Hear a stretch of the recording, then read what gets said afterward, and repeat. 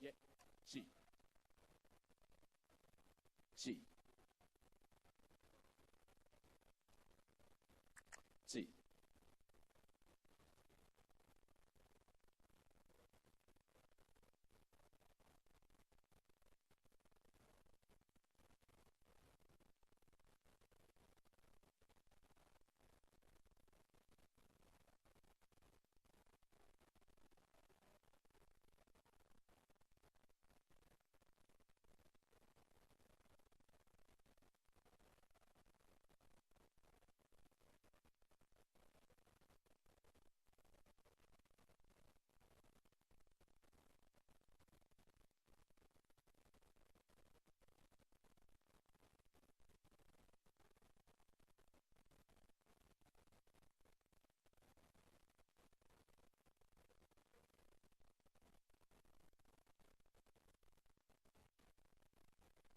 T, one, T, T, one, T, one, T, T, one, T, T,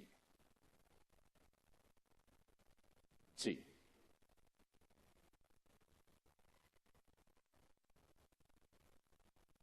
one, T,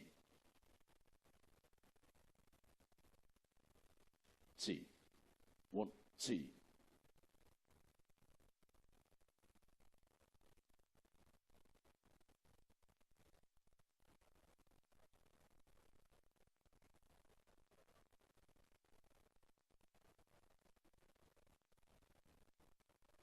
G, one, T,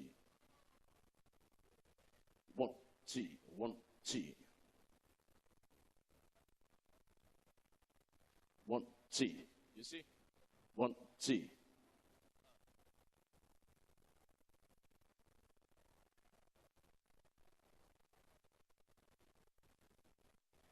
T. One, T. One, T.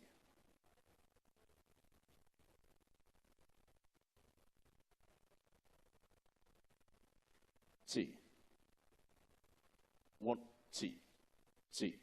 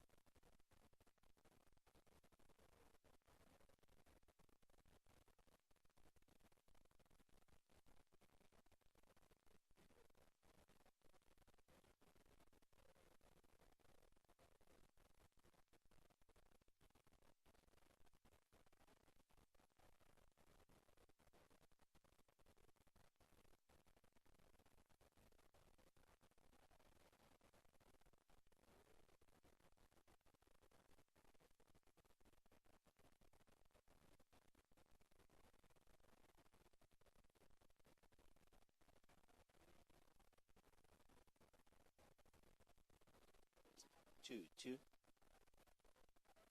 1, 2, 1, 2. This one is flow here. For English, I have to go to the booth. Let me go to the booth quickly.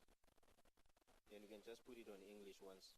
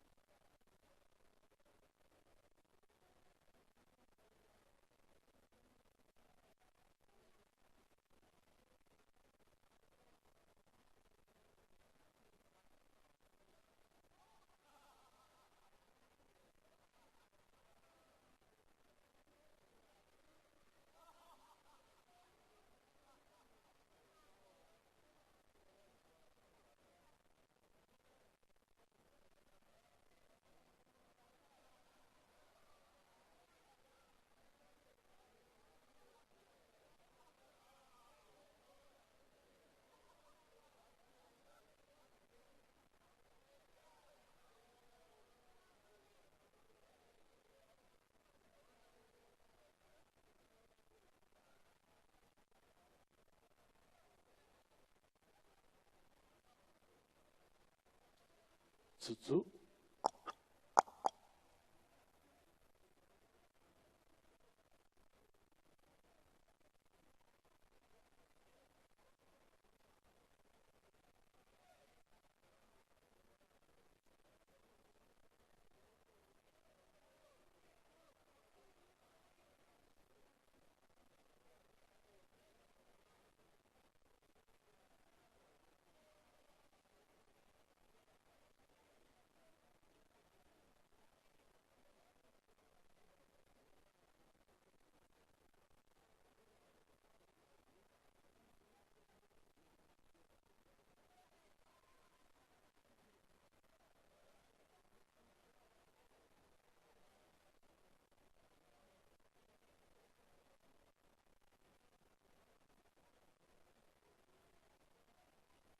G.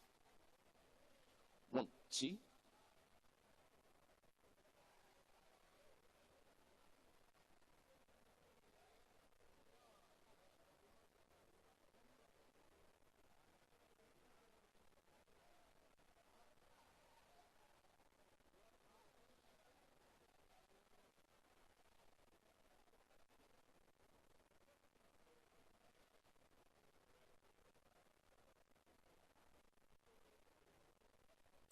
G.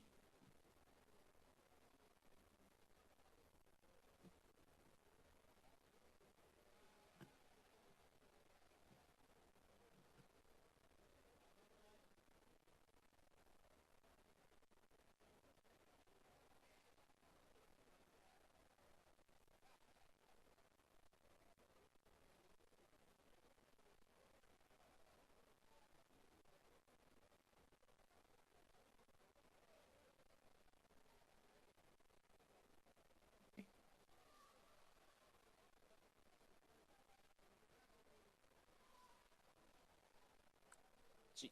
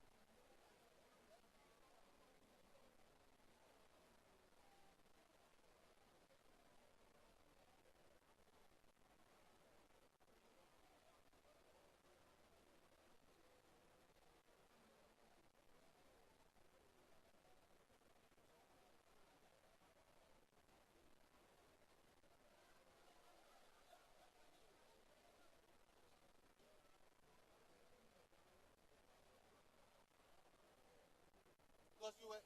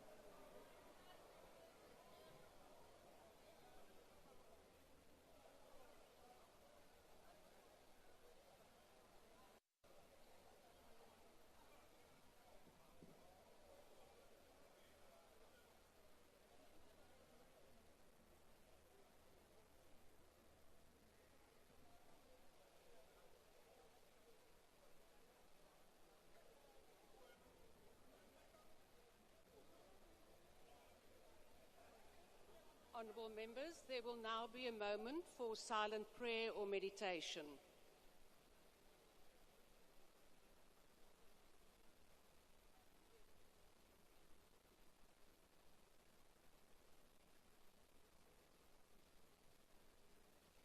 Please be seated.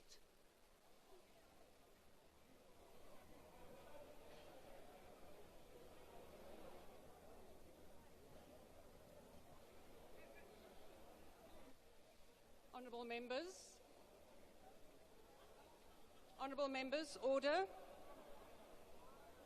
The only item on today's order paper is questions addressed to ministers in Cluster 4 Economics. There are 4 supplementary questions on each question. Parties have an indication of which questions their members wish to pose on a supplementary question. Adequate notice was given to parties for this purpose. The members who will pose supplementary questions will be recognised by the presiding officer.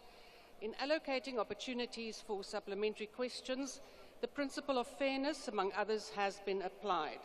When all the supplementary questions have been answered by the executive, we will proceed to the next question on the question paper. The first question has been asked by the Honourable V.A. Nkosi to the Minister of Electricity and Energy. The question is about the measures being implemented to ensure that energy security is sustainable and the anticipated commencement date of the major independent power producer projects, which are part of the Just Energy Transition Project to assist with increasing energy security. The Honourable Minister. Thank you very much, House Chair, and good afternoon to colleagues. And just to thank Honourable Nkosi for the question. I just need to make the point that there are 2 tracks to answering the question. The first one is the immediate energy crisis that is confronting us to ensure that we are able to address the issues of the energy deficit or electricity deficit, to be more precise. The President initiated a process that resulted in the co-creation of what we call the Energy Action Plan, which had 5 outcomes. The first outcome was fixing Eskom. The second one is acceleration of private sector investments in new generation capacity, and on the back of that, we're able to do the necessary amendments in the principal legislation in the electricity ecosystem, which is the Electricity Regulation Act, to enable the participation of private sector, and by so doing, undermining the hitherto monopoly of Eskom. And then the third outcome was the acceleration of public procurement of new generation capacity through the discipline of what we refer to as the bid window process, which started around 2011. And as I speak to you now, we are having the benefit of generating over 8,000 megawatts from that program. And then the fourth one is the acceleration of rooftop solar solution.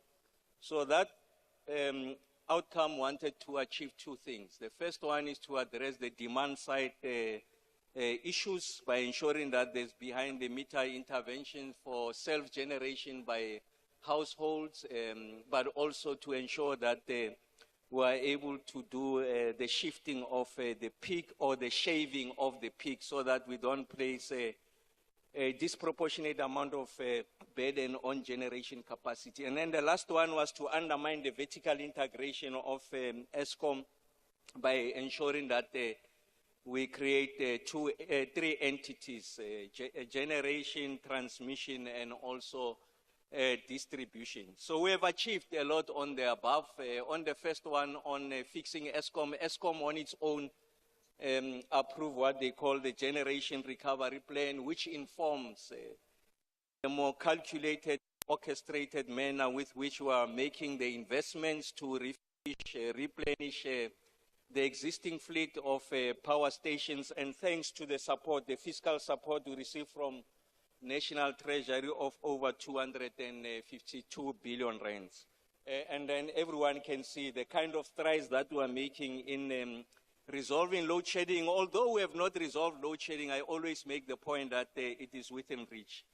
The second track to that conversation is in the long term, how are we able to support energy demand in the country and allow for the economy to grow at 5% year on year, as advocated for in our seminal document, the NDP, which articulates our aspirational targets, and it makes the point for us to be able to achieve that, we need to achieve a growth of 5% year on year. And what's going to anchor that is the issues around the electricity supply and its sustainable supply. We have announced on Monday the most bold and comprehensive... Thank you, Honourable Minister. Your time has expired. And that's about energy security. Thank you very much. The first supplementary question will be asked by the Honourable Nkosi. Thank you, Deputy Speaker. Honourable Minister, how will the respective measures taken to increase generation capacity be sustained going forward to reduce or to end periodic load shedding?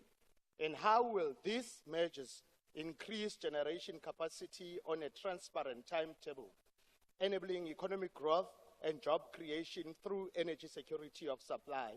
As we all know, certainty is critical for investment. Thank you.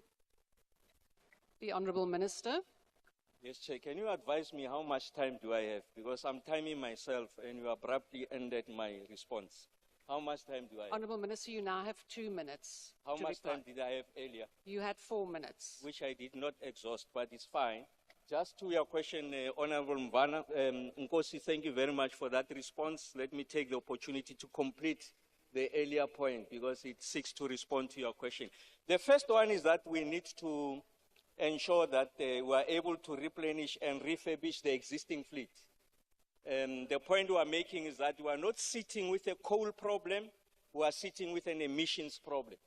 And there's existing technology throughout the globe. I mean, if you go to the Chinese, as I speak to you, they are installing 70 gigawatts of new generation capacity just coming from coal. But can I be protected? Honourable members, order please. Please proceed, Honourable Minister. No, thank you very much. So what we'll be doing is to import those technologies. And in fact, we'll be engaging with the Chinese next week to ensure that some of our stranded assets gets to be brought back into life and we're able to generate this electricity. The second one is on the transmission side. So this bold intervention, 440 billion rands of investments in the next 10 years to expand and modernize the grid by 14,000 kilometers is going to help us to ensure that there's an additional, if you like, penetration of renewable energy into the grid. And for us to achieve that, we need to expand and modernize the grid. Like I said, we are going to maintain the base load. Coal is part of the base load. Nuclear is part of the base load. Gas to power interventions that we'll be doing, Richards Bay and Kucha, we are looking at about 5,000 new generation capacity. What we are doing now is to conclude discussions on the molecules to be converted into electricity. And the totality of those interventions, at least on the base load side, should give us upwards of 7,000 megawatts in the next 6 to 7 years. Thanks. Thank you, Honourable Minister. The second supplementary question will be asked by the Honourable Milam. Thank you, Deputy Speaker. Minister, you've been at great pains to communicate that energy security is vital to South Africa's long-term economic growth. We agree. However, Eskom's year-to-date energy availability factor of 56.5% suggests that that's still a long way off. And it's becoming increasingly apparent that Eskom is unwilling to relinquish its monopoly role in this regard. Specific examples include the cumbersome and irregular interim grid capacity allocation rules, which really should be developed and administered by NERSA, Eskom's reluctance to permit wheeling, even though this is provided for specifically in the Electricity Regulation Act, and the onerous financial and regulatory burdens it places on customers who wish to install rooftop solar. Can the Minister advise what he is doing to break Eskom's monopoly mindset, address consumer concerns about the cost of these registration requirements, and accelerate more generation from a broad array of sources in light of these concerns? The Honourable Minister. So Eskom participates in 3 parts of the value chain. The first one is generation, the second one is transmission, the third one is distribution. On the distribution side, there is no Eskom monopoly. So constitutionally, the responsibility of reticulation and distribution sits with municipalities. But because of legacy issues, that assignment is spread 50%, 50-50 is Eskom that is supplying the end consumer and municipalities on the one side. So the assertion that Eskom enjoys a monopoly on the distribution side is fundamentally flawed and is not constitutionally competent. And then the second one on the transmission side, transmission is a natural monopoly. There is no serious sovereign country that will relinquish ownership of the transmission, and we are not about to do that. So Eskom is not hogging the transmission. It's both a developmental issue and the issue of national security and sovereignty that will remain with Eskom, of course, now under a body called the National Transmission Company, South Africa. And the third one is generation, the upstream of it. I just made the point that as a result of the amendment of the ERA, there are new players on the generation side. So, and I made the point that we are generating over 8,000 megawatts. Of course, it's a function of the weather because of the nature of the fuel source, that is the sun and the wind. But at its most efficient, we are generating about 8,000 megawatts. So what's the point I'm making is that it is false to suggest to the House that Eskom is a monopoly on the generation when I've been able to illustrate to you that Eskom must be understood within the context of the value chain. So I think the limitation of comprehension on what it takes to manage the value chain is a result of, it's what results in the question in the manner in which it's being framed. The last part we have said to NERSA as the regulator that it must move with the speed of the time. NERSA is designed to support Thank you, a Minister. Your legacy time has issue with expired. regards to Eskom. NERSA must repurpose itself so that it's able to meet the requirements of the time. And the issues of wheeling and feed-in tariffs will be resolved within that context. The third supplementary question will be asked by the Honourable Thring. Thank you, Honourable Deputy Speaker. Minister, I've consistently said that the key word in the just energy transition is the word just. Clearly, the decommissioning of Komati coal power station at the height of load shedding was not just because of the devastating consequences that it had on the broader community. Minister, you've correctly said that we do not have a coal problem, but an emission problem. Some would like for us to stop using coal and to send our highest quality coal to them, but I'm glad that your office has confirmed that this is not your plan and that coal will continue to be a part of the plan for SA energy security.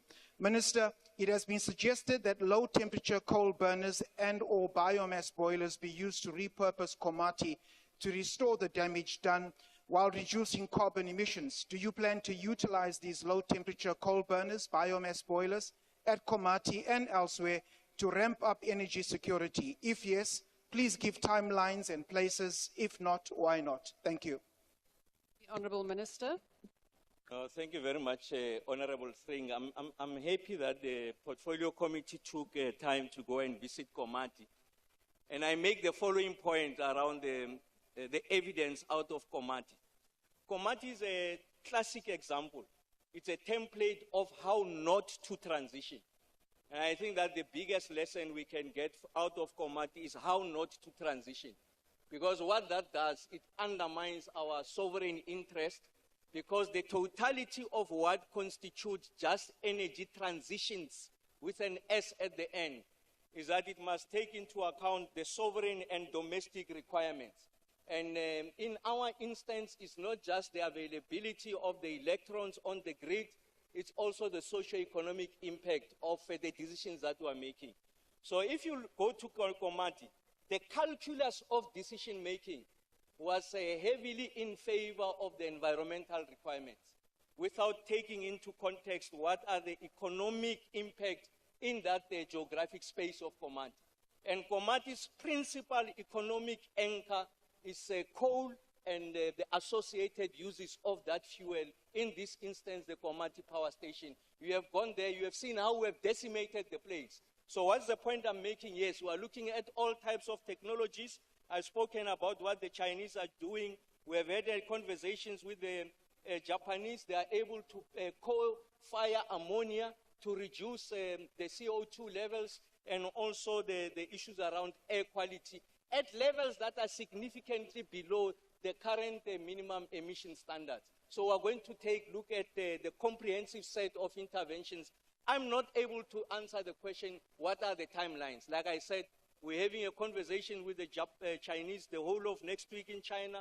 We have done that with the Japanese, and then we'll come with an engineering solution that answers energy security and the socio-economic requirements. I want to repeat, Thank we you, don't have a Honourable coal Minister. problem, Your time has we expired. have an emissions problem. Thanks, Honourable Craig.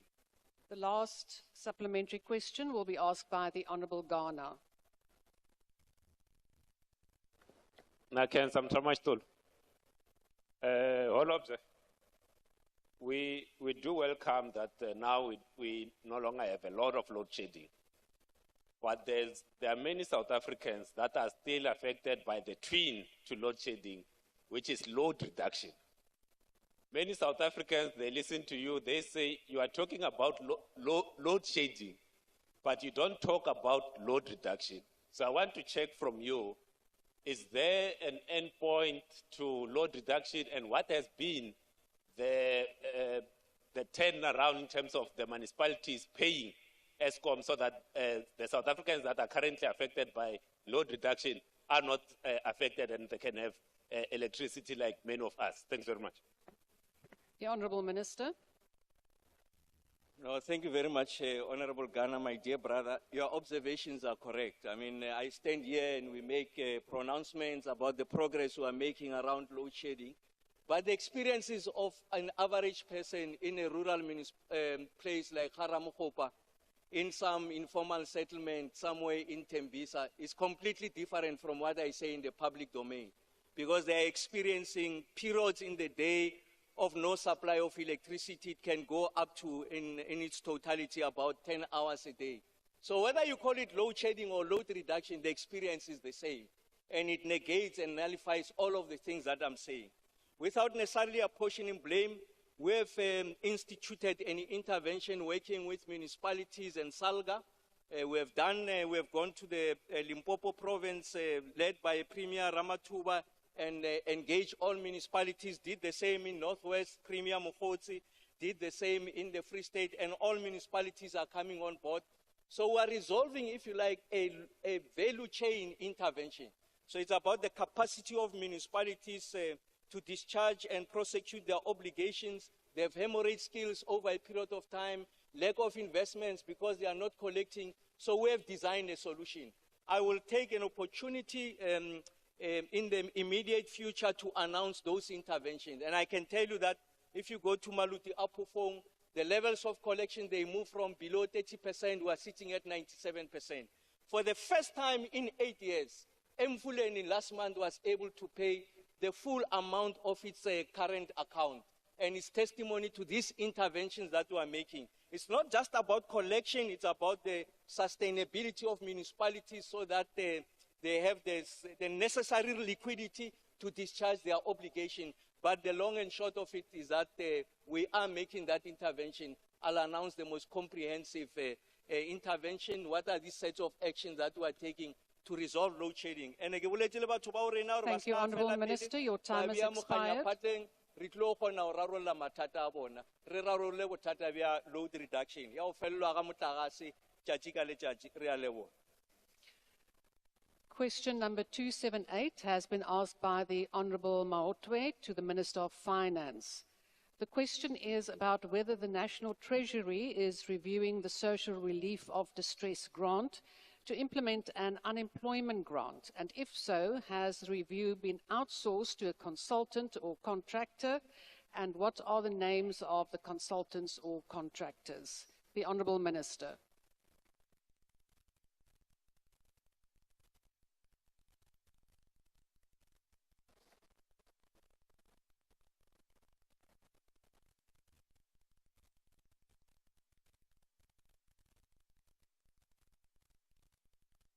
Honorable Deputy Speaker, the future form and nature of the COVID-19 SRD will be informed by the outcome of the review of the active labour market policies. Long-term economic participation is a critical objective, and the solution must consider long-term benefits, affordability, complementarity with basic services, and employment promotion efforts. The Government Technical Advisory Center, which is housed at National Treasury, is a service provider appointed to conduct this active labour market review. Thank you. The first supplementary question will be asked by the Honourable Maotwe. Thank you very much, Deputy Speaker. Deputy Speaker, we are in this situation today because for the past 10 years, the unemployment level has risen to high levels. We are speaking today with the expanded unemployment level sitting at 42%. And National Treasury has got no plan, even in this fiscal framework that was presented this year. They've got no plan or even an appetite to tell us how they are going to cap these unemployment levels. We've asked, when are they going to introduce the unemployment grant? Our people are unemployed, even worse now. Graduates are also unemployed, which adds on the crisis of the unemployment as it stands. So we just need to know, when are we implementing unemployment grant for the people who are within the working age population? Because it is not their own doing that they can't find jobs. They are trying to find jobs, they are applying, but there's just no opportunities out there. What will the minister do, and when will he introduce an employment grant in South Africa to avoid these crisis levels that we find ourselves in? We will not curb the crime levels in this country for as long as our people are loitering the streets looking for jobs which are nowhere to be found. And it is not their own making. The government needs to create opportunities for our people. It's not enough for our government to only send kids to school to graduate and come back and loiter the streets without any unemployment. So the only thing that can help us is for government, which we also asked in the fiscal framework, that you are saying you are giving 8.8 billion rands towards creation of jobs, but you are not telling us how many jobs you are going to create. So while we are still waiting for that answer, Your time has when will expired. the unemployment grant be introduced? Thank you. The Honourable Minister.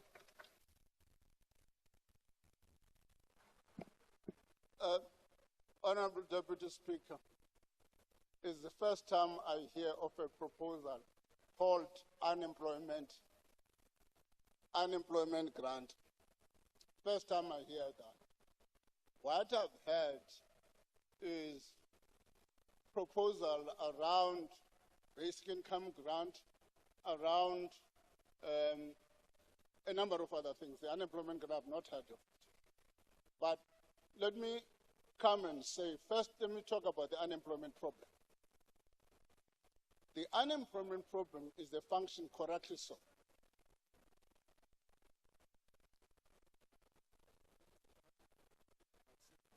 Okay, is it better?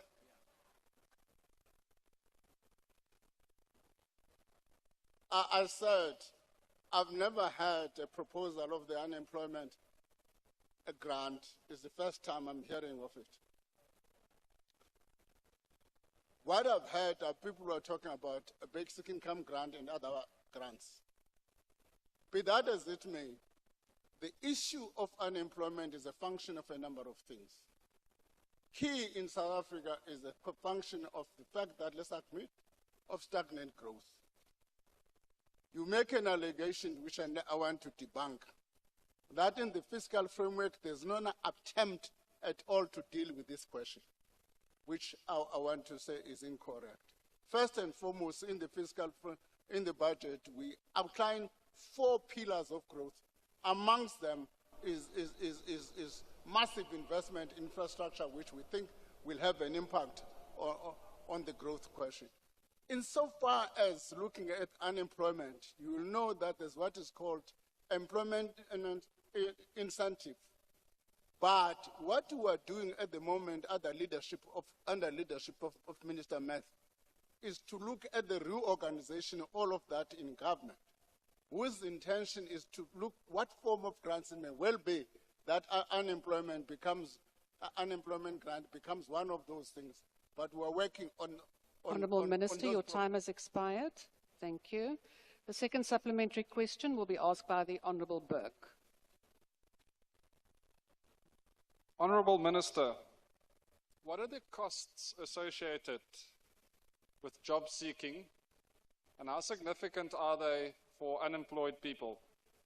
Would a grant that could assist people with unemployment and job seeking help to address these costs and provide incentives to continue looking for work or creating entrepreneurial activity?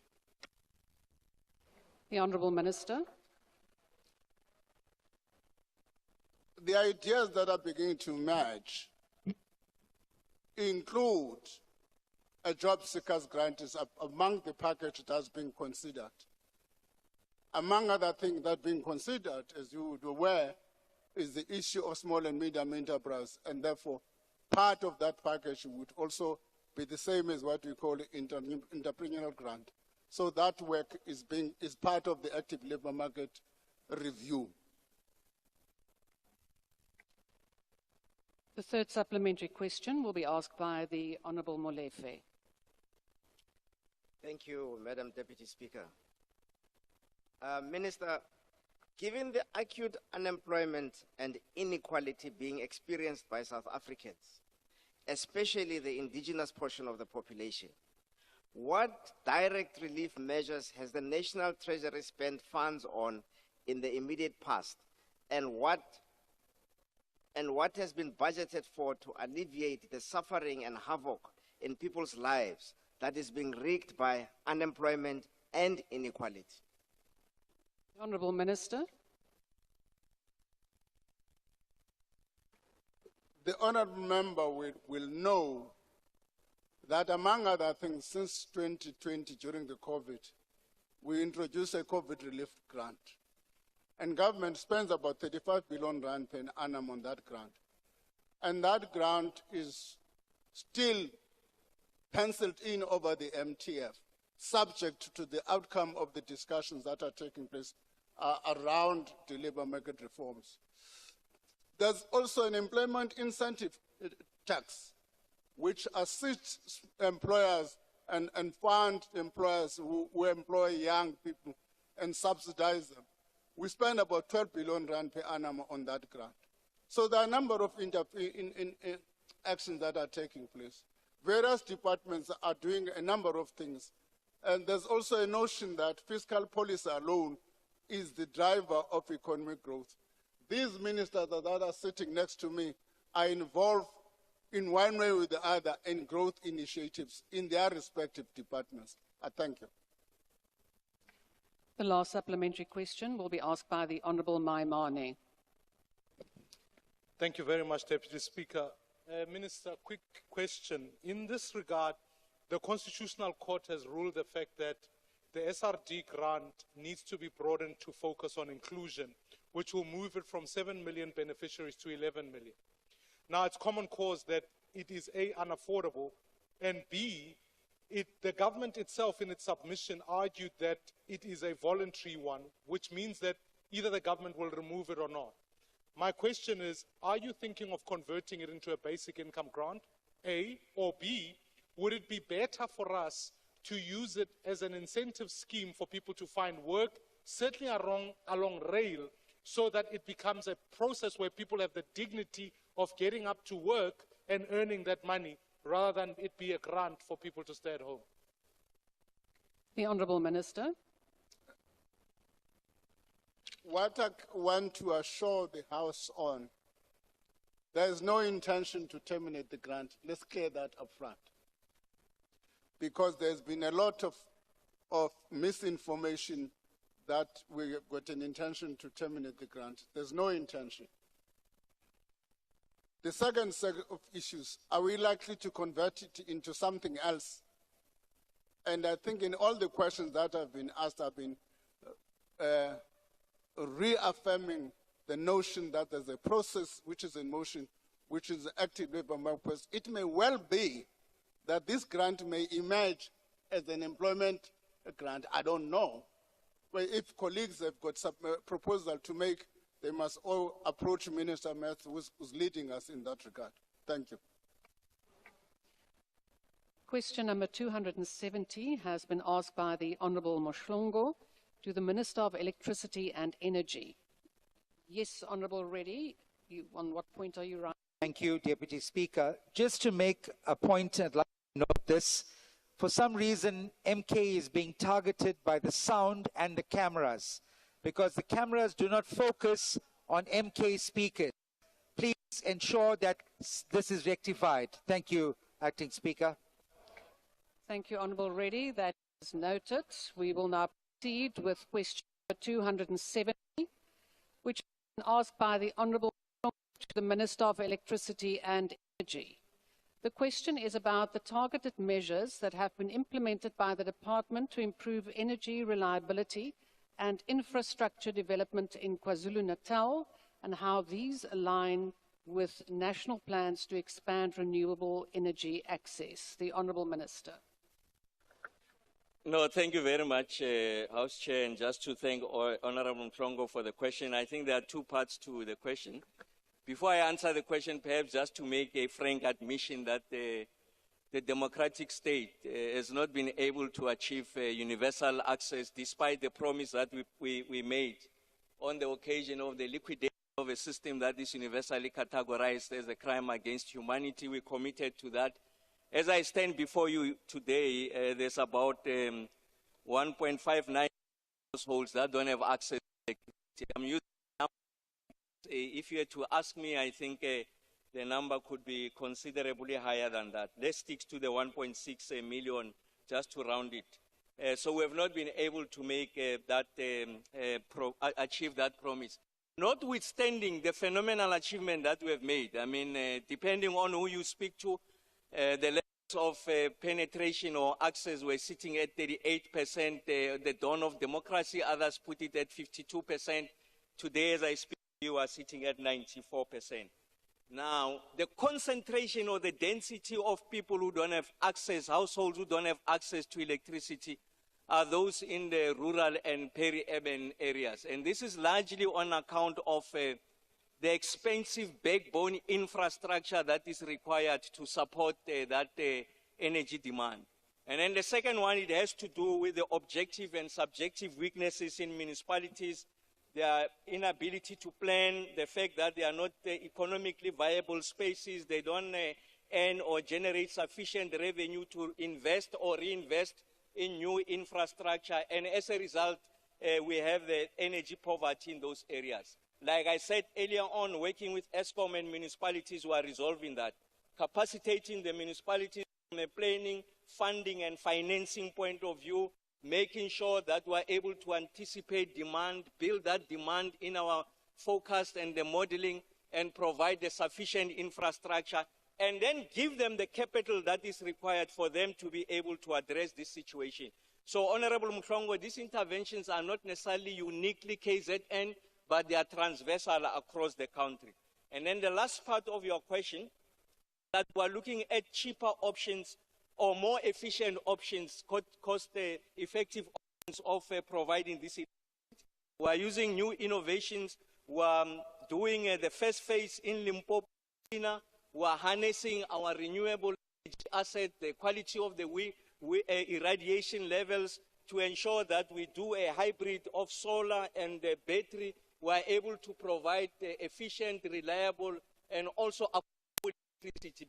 Affordability to be a big part of the conversation. So that's the direction that we are taking. And like I said, from one province to the other, we'll be announcing those interventions, including the possibility, or the ambition rather, not possibility, of ensuring that we address issues of energy poverty that are anchored on new innovations that are cleaner, cheaper, and more efficient. Thanks, Chair.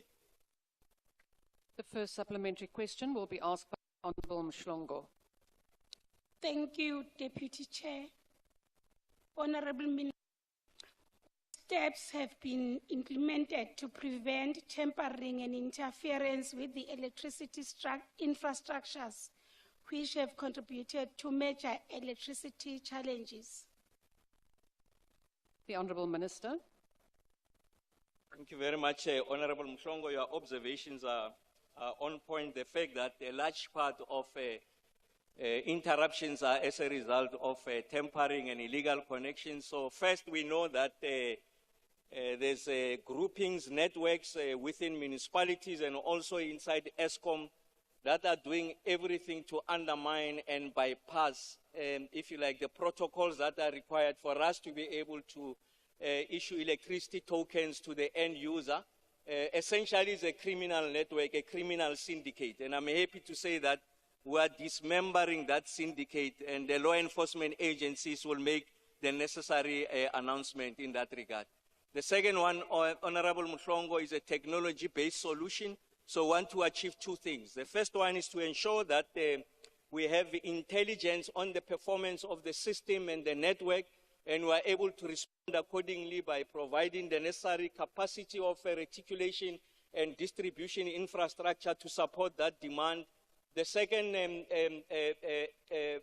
part of that intervention is to ensure that we are able to make it possible for us to give the poor the allocation of free basic electricity. The current configuration is that that allocation goes through municipalities, and then there's leakage there because they get to reallocate it to some activities of municipalities that are unrelated to supporting the poor. So if you roll out prepaid electricity that is intelligent and smart, we are able to preload it at the beginning of every month, and we are able to directly subsidize the end user. So those, in broad terms, I mean, amongst the main interventions that we are making. to ensure that we are able to protect the network, support the poor, and address energy poverty, electricity poverty in the country. Thanks, Madam Chair. The second supplementary question will be asked by the Honourable Mofokeng. Thank you, Deputy Speaker. Honourable Minister, does the electricity supply challenges of Eskom in KwaZulu-Natal require specific solutions to that province, or do they affect all provinces? And what solutions like off-grid solution are being considered or developed to deal with transmission and distribution in areas in which transmission cannot be developed, like in the Valley of 1,000 Hills in KwaZulu-Natal? Thank you, Deputy Speaker. The Honourable Minister. Thank you very much, Honourable Mofokeng. Yes, just to re-emphasize the point I made earlier on, the biggest cost of the rollout of electricity to the household is what we call backbone infrastructure, the building of a transmission and reticulation network. So we want to achieve condition of polycentric, if you like, generation, or what you call distributed generation, generation at closer to the consumption. What you do there, you are going to undermine the cost associated with building backbone infrastructure, and you are going to minimize. You will not completely eliminate what we call technical losses. In engineering terms, there's no perfect 100% efficient system. So in so doing, we are able to localize generation. And then the third aspect of that is our ability to harness our renewable energy endowment. Because in this instance, the sun is the fuel source. We convert that fuel source into electricity using these PV panels. During the day, excess generation, then we consume, and then, like I said, it's excess. What is excess recharges the batteries. At night, during peak, we are able to draw consumption, support consumption from what we have stored. And then the third element which has been missing is that on the back of these interventions, like we did with the bid windows, we built 8,000 new generation capacity, investment of 300 billion rand in that space, but we have not built an industry on the back of that. It means that we have exported employment opportunities to those who manufacture PV panels, battery and inverters. What we are doing with Minister Tau is to localize production, because the state is the biggest consumer. The state is a price maker, is a price maker, so we'll work to consume our own demand and ensure that we introduce new skills, we broaden industrial capacity, we get people out of the SRD grant, they get to do quality jobs. Thank you, Honourable Minister. Your time has expired. And then we don't have the challenge of revenue in the country. Thanks, Honourable Mofokeng. The third supplementary question will be asked by the Honourable Milam. Thank you, Deputy Speaker. Minister, on the recent oversight visit to Komati Power Station, the Portfolio Committee was shown rural microgrid containers utilizing solar panels that provide standalone electricity to up to 30 households. Now, while the pricing of these units may be somewhat excessive, they're about 2 million rand each, and almost certainly could be significantly reduced, are you liaising with the Minister of Cooperative Governance and Traditional Affairs, the Minister of Public Works and Infrastructure, and or the provinces and local municipalities to deploy these or similar systems in far-flung rural areas for residential customers, for clinics, for police stations and the like? If so, what is the progress thereof and where are they being deployed? And if not, why not? The Honourable Minister. Well, I don't know how it works because I've already answered the question. So I thought there's a degree of dynamism. You don't necessarily stick to your script. It's a follow-up question. It's follow-up on the initial answer. I've answered the question. Thanks. The last supplementary question will be asked by the Honourable Nchabeleng. Honourable Minister, in 2019, there was a decision taken by Andre de Ruyter to shut down Komati Power Station. There was a recommendation report that was released that stated that the fact that Komati Power Station should have never been decommissioned and shut down. What is the Minister's plan in reopening and recovering Komati Power Station back to its operability state? There was nothing wrong with Komati Power Station. It was shut down prematurely, and at present, the power station is still intact and can be fully recoverable and reopened and made operational. Komati Power Station must be reopened. Minister, what is your plan to reopen Komati Power Station? The Honourable Minister. Thank you very much, Crown Prince, for that excellent question. Just to make the following point. Can I be protected from people who are... Order, members. Allow the Minister to reply, although a bit of heckling is always in order, as long as it doesn't interfere. Honourable Minister, please proceed. Yes, I mean, I do make the point. In my spare time, I do get to lecture. I tell youngsters there are bad questions and there are excellent questions. So for me to credit, it's an excellent question. Well done, Crown Prince. It doesn't help not to listen to the answer and stick to the script. Just keep on reading when we have answered the question. So it's a bad question because it repeats itself. But just to say the following, Crown Prince, your observations are correct. They are correct that I think we could have managed Komati much, much better. That in the throes of load shedding, when you have energy deficit, you undermine your ability to continue to generate and meet that the energy demand. And then this is what it is. I mean, it's water under the bridge is spilled milk. So the point we're making is that we're examining options and opportunities for us to repurpose and repower Komati as an example. I'm saying as an example because it's also applicable to some of the units in Grootfontein, Camden, and Hendrina. Those have been closed. And we're looking at options such as gas-to-power solutions, co-firing ammonia with coal to reduce the amount of emissions, but also be able to rebuild the economies of those spaces so that people can find quality jobs, the skills that are required, and participate in the mainstream economy. So the long and short of it is that I'm not able to provide crystal and clear timelines, but the point I want to convey is that, yes, it's within our radar. We'll do our own calculation and see what is the best way of doing it. But the asset is there. It is a sunk cost. The infrastructure is in place. It won't take much for us to be able to repurpose. It's not a greenfield development. It's a brownfield development, and the capital costs are not as heavy compared to a greenfield development. Once more, thanks for the exceptionally good question. Question number 311 has been asked by the Honourable Lucas to the Minister of Agriculture. The question is about the development of new small, medium-scale farms and the support provided to new black farmers to address historical injustices and improve food security. The Honourable Minister. Thank you very much, Madam Deputy Speaker. The department, through the Land Development Support Programme, supported 34 medium-scale producers for the period in question. The blended finance scheme supported 106 medium-scale producers. Chair, order. Honourable Minister, could you please take your seat? Yesterday, Gaten advised this minister to send his resignation. Is he still here as a minister?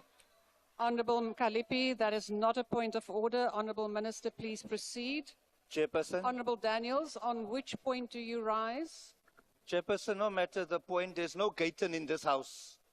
There's Honourable Minister Gaten Mackenzie, not Gaten. Oh, can those people, yeah, you can make a noise. Honourable Chairperson, can those people who's busy clearing their offices for the next GNU to come in, can you please take control of them so that we can have order in this house? Honourable Daniels, that is not sustained, but I do also caution members to please refer to other members in terms of the rules and not by first name. Honourable Minister, please proceed. I know they're desperate to get into the offices, but there's no absence of presence yet. You'll have to wait a little bit.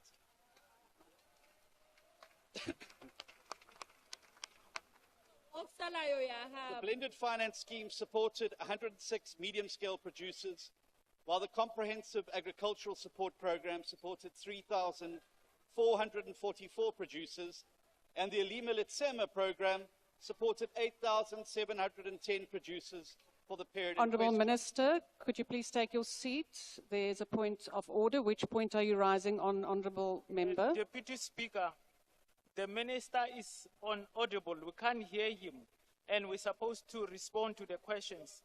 Can he go closer to the mic, at least? I will request the Minister to do so. And Minister, if you could please then start from the start with your answer. Thank you very much. I hope the audio is better there. The department, through the Land Development Support Program, supported 34 medium-scale producers for the period in question. The blended finance scheme supported 106 medium-scale producers, while the Comprehensive Agriculture Support Program supported 3,444 producers, and the Alima Litsima supported 8,710 smallholders for the period in question. The department obviously recognizes the need for sustained support to smallholder medium-scale producers to improve both food security, productivity, and market access. The department offers comprehensive support packages, which include on-farm agricultural infrastructure by way of fencing, irrigation, storage, machinery equipment, production inputs like seeds, fertilizers, and chemicals, operational costs, post-harvest support with processing, packaging, and cold storage, market access facilitation, training and technical skills, and financial literacy, mentorship, and business planning assistance.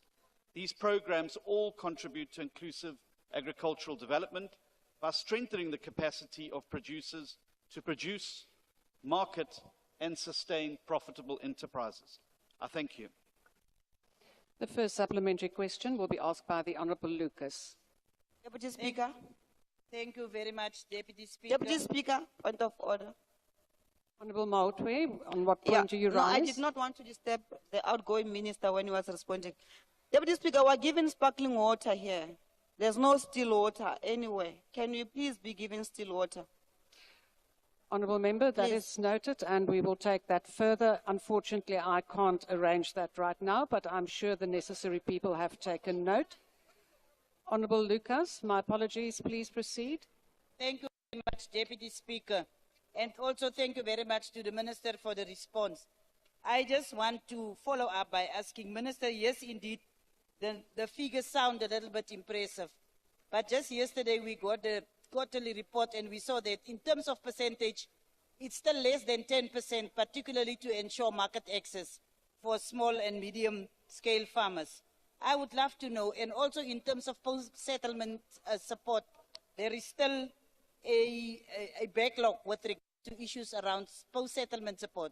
So I would love to know how you intend to speed up the process to make sure that more of medium scale and black farmers benefit from improved market access, and also that there is adequate post-settlement support to those beneficiaries. Thank you very much. The Honourable Minister. Thank you very much to the Honourable Lucas, and I thought the sparkling water was to match the Honourable Member's personality. But allow me to say to the Honourable Lucas, thank you much for the question. Yes, obviously the department has ongoing post-support monitoring, as well as several impact assessment programs to determine the productivity and income growth amongst the beneficiaries. And so this ongoing impact management allows us to be able to see where programs are working and where they are not. And yes, you're absolutely correct. Both the quarterly review, but as well as the Auditor General's reports over the course of the last little while have indicated that there are gaps in the system, and the department is looking at how better we could provide that support. How do we grow access and market access? Well, there's a number of ways you do that, but that's exactly why the Agriculture and Agro-Processing Master Plan has adopted the value chain round table approach, which brings the entire value chain around a table where we can start to discuss how we are able to get small-scale producers a greater share of the market. A number of the initiatives focus on aggregation. One of the big challenges, particularly for larger commercial operations and supermarkets, is that they need a guaranteed quantity and quality of supply. And when you have a variety of small producers, it is often difficult to guarantee that. And so the approach that the department is looking at is how we can aggregate smallholder producers in a way similar to we've witnessed in Uganda, in Kenya, and other parts of the continent, where you're able to aggregate what they're producing to make sure that it meets the quality and quantity requirements of the value chain. And I think it's through understanding of the value chain and sharing with the value chain on their imperative. Honourable Minister, your time has expired. The second supplementary question will be asked by the Honourable Freeman. Dankie, voorsitter. Hoe bepaalt die departement of hulle ondersteuning aan die opkomende kleinskaalboere suksesvol en volhoubaar was? Enige suksesvolle verhale? Dankie, voorsitter. The Honourable Minister. Yeah, thank you very much to the Honourable Member for the question. And the small-scale sheep farming is a very important sector for agriculture, both from a wool production but also from a meat production perspective. And apart from the initiatives that I've already spoken about, where we're trying to include more small-scale producers into value chains and link them into value chains with guaranteed uptake agreements and the like, we're also, as a department, working very closely with the industry bodies themselves to assist in a number of ways, particularly with small-scale sheep farmers. One of the big areas of request from small-scale sheep farmers is around genetics. Obviously, the fatter and more healthy you can make your sheep, the better the prices that you're able to achieve for them. And so one of the programs that we're working closely with that particular sectoral body is how they can share genetics with small-scale farmers. I'm very pleased to say that the sheep farming industry, as well as the beef sector, are the two leaders in inclusion and certainly have a greater access of small-scale farmers and start-out farmers, but also previously disadvantaged farmers that form part of the value chain. And they're certainly setting the example for the rest of it. Then also it's about market access and how we link those particular farmers with market access. And I'll be talking a little bit later on the questions that are going to be posed around AGOA on some very exciting initiatives that are occurring around looking to other countries that are desperate for particularly sheep, lamb and beef.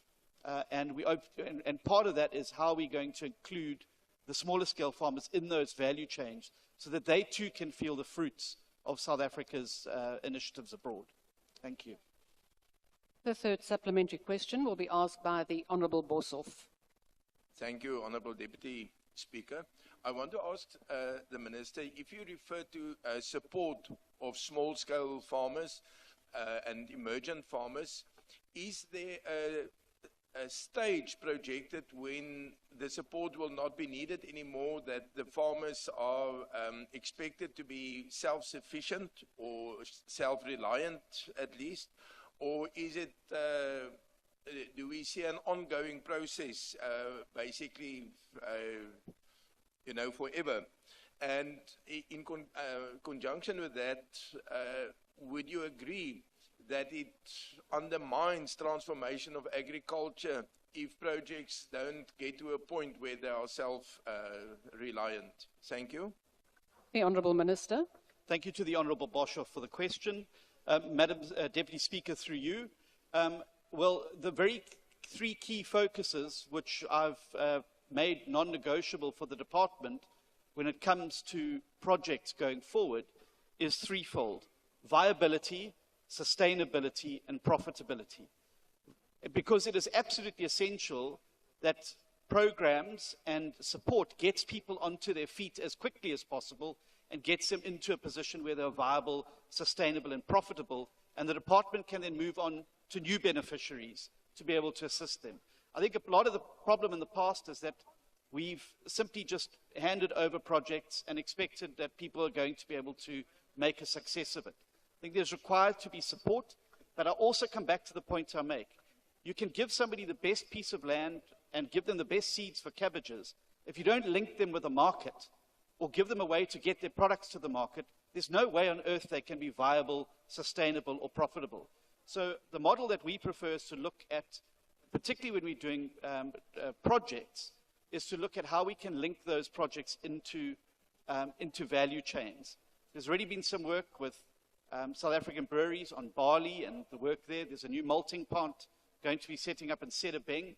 And the hope is that we can get the farms that we're going to be assisting previously disadvantaged South Africans on into existing value chains so that we can walk away at a stage and those farmers are able to be viable, sustainable and profitable, because then they can be self-sustaining. But most importantly, that's when they become net employers of other people in South Africa and create the jobs that our economy so desperately needs. Thank you.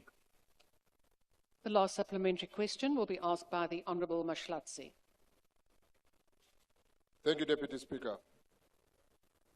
Minister, the agriculture value chain has been identified in the National Development Plan as one of the job drivers through agro-processing.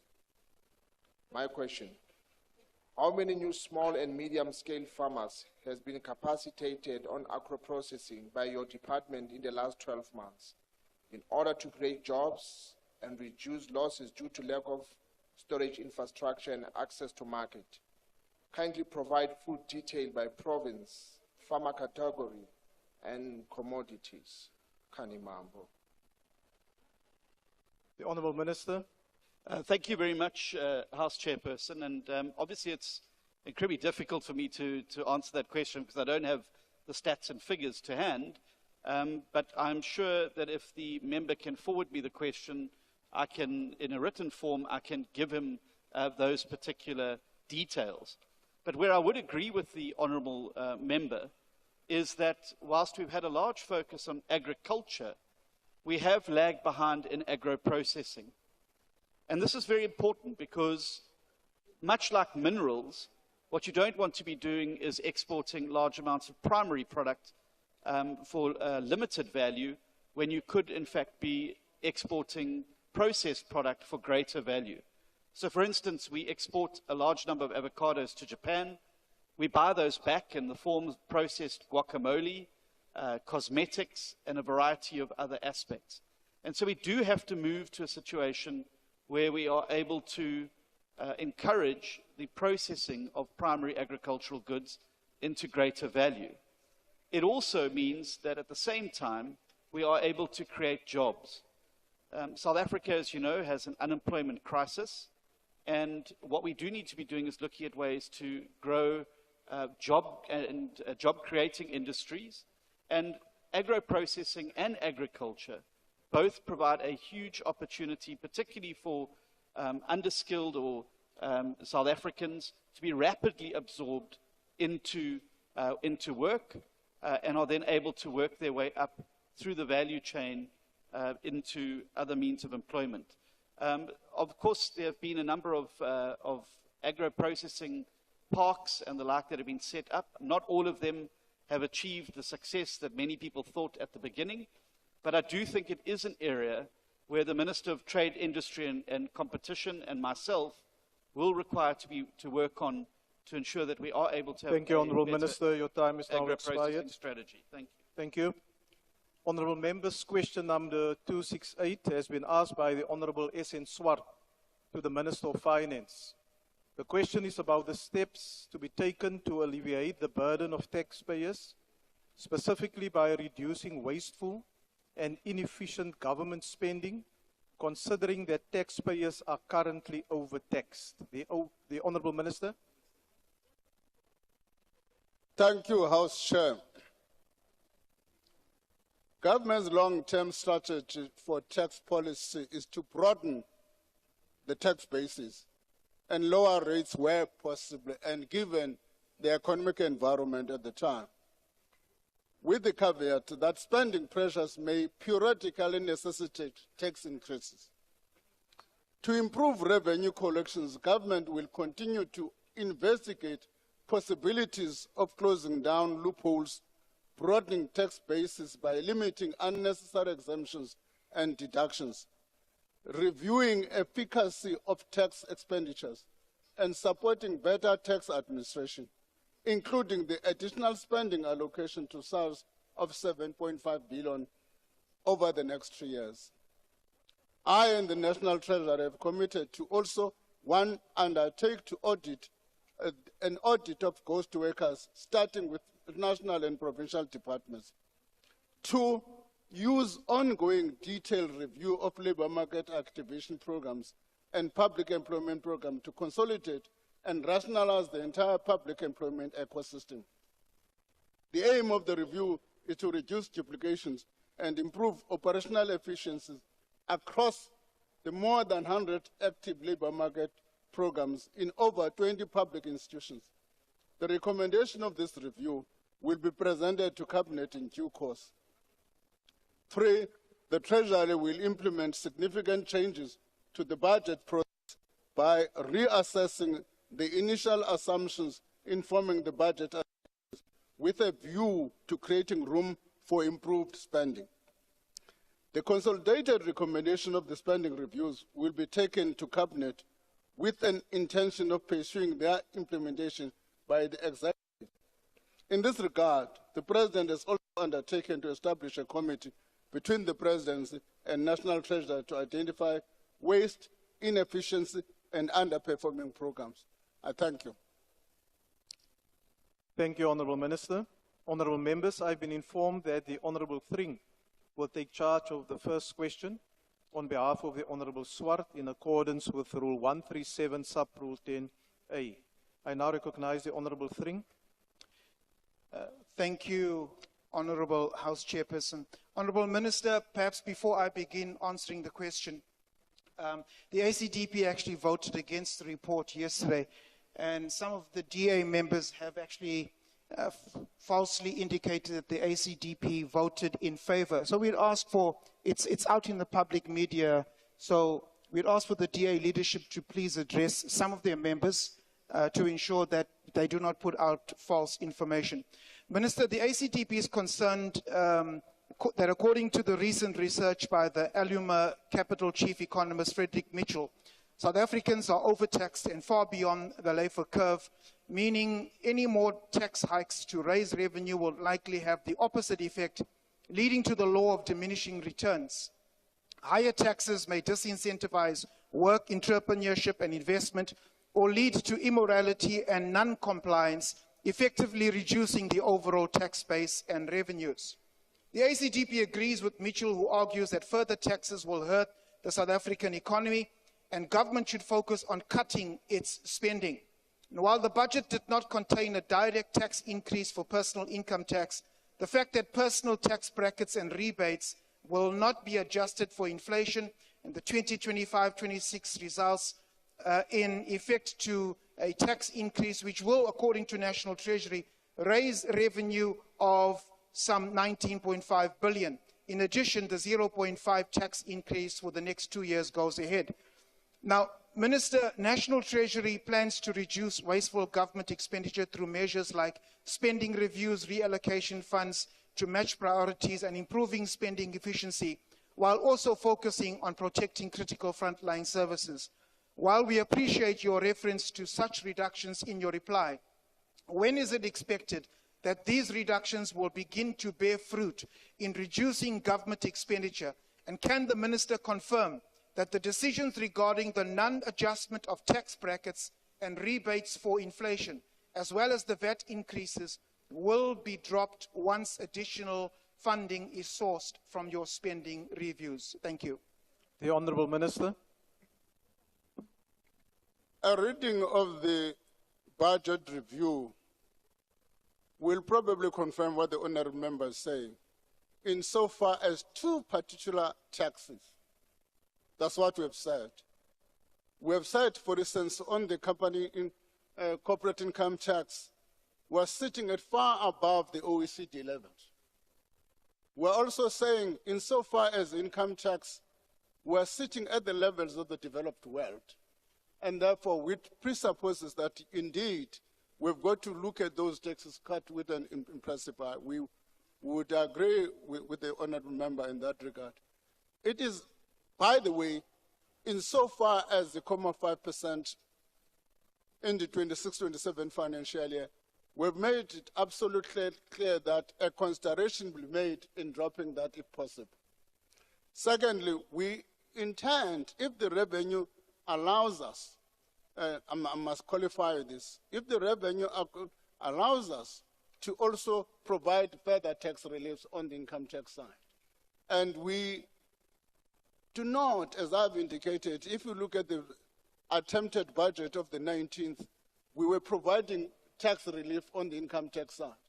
So we are looking at the possibility, if the revenue allows us to do so, to look at to review the tax proposals moving forward. Insofar as the spending reviews, we've made the point, even in the reply here, that we will be taking a document to Cabinet in the next few months of the existing spending reviews, and proposed new spending reviews will be taken into account. As to the when will these, any savings that arise will depend on whether they can be effective in the next financial year, or should we make an adjustment during the medium-term budget policy statement in October. Thank you. Thank you, Honourable Minister. The second supplementary question will be asked by the Honourable Burke. Minister, I'm noting a pattern of giving curt or non-answers from ANC ministers to DA members, and I hope that you'll apply your mind to my question, which is, how can we increase the enforcement powers of potential future expenditure reviews or past expenditure reviews so that these don't just become another stack of ignored paper recommendations? The Honourable Minister. Let me just give you an example. Spending reviews, their implementation are a function of the executive authorities of the different departments. Let me just give you an example. One of the spending reviews says that government pays about 45% on the properties that we rent, above market price. That's what it says. But for that thing to be implemented, it requires the Minister of Public Works to implement that. I'm not sure whether that is something which is only in his mind at the moment, because he spends most of the time with journalists trying to take photos on construction sites that do not belong to his department.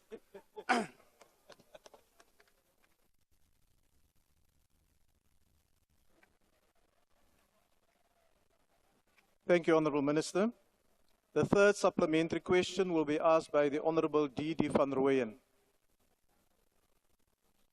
Thank you, House Chair.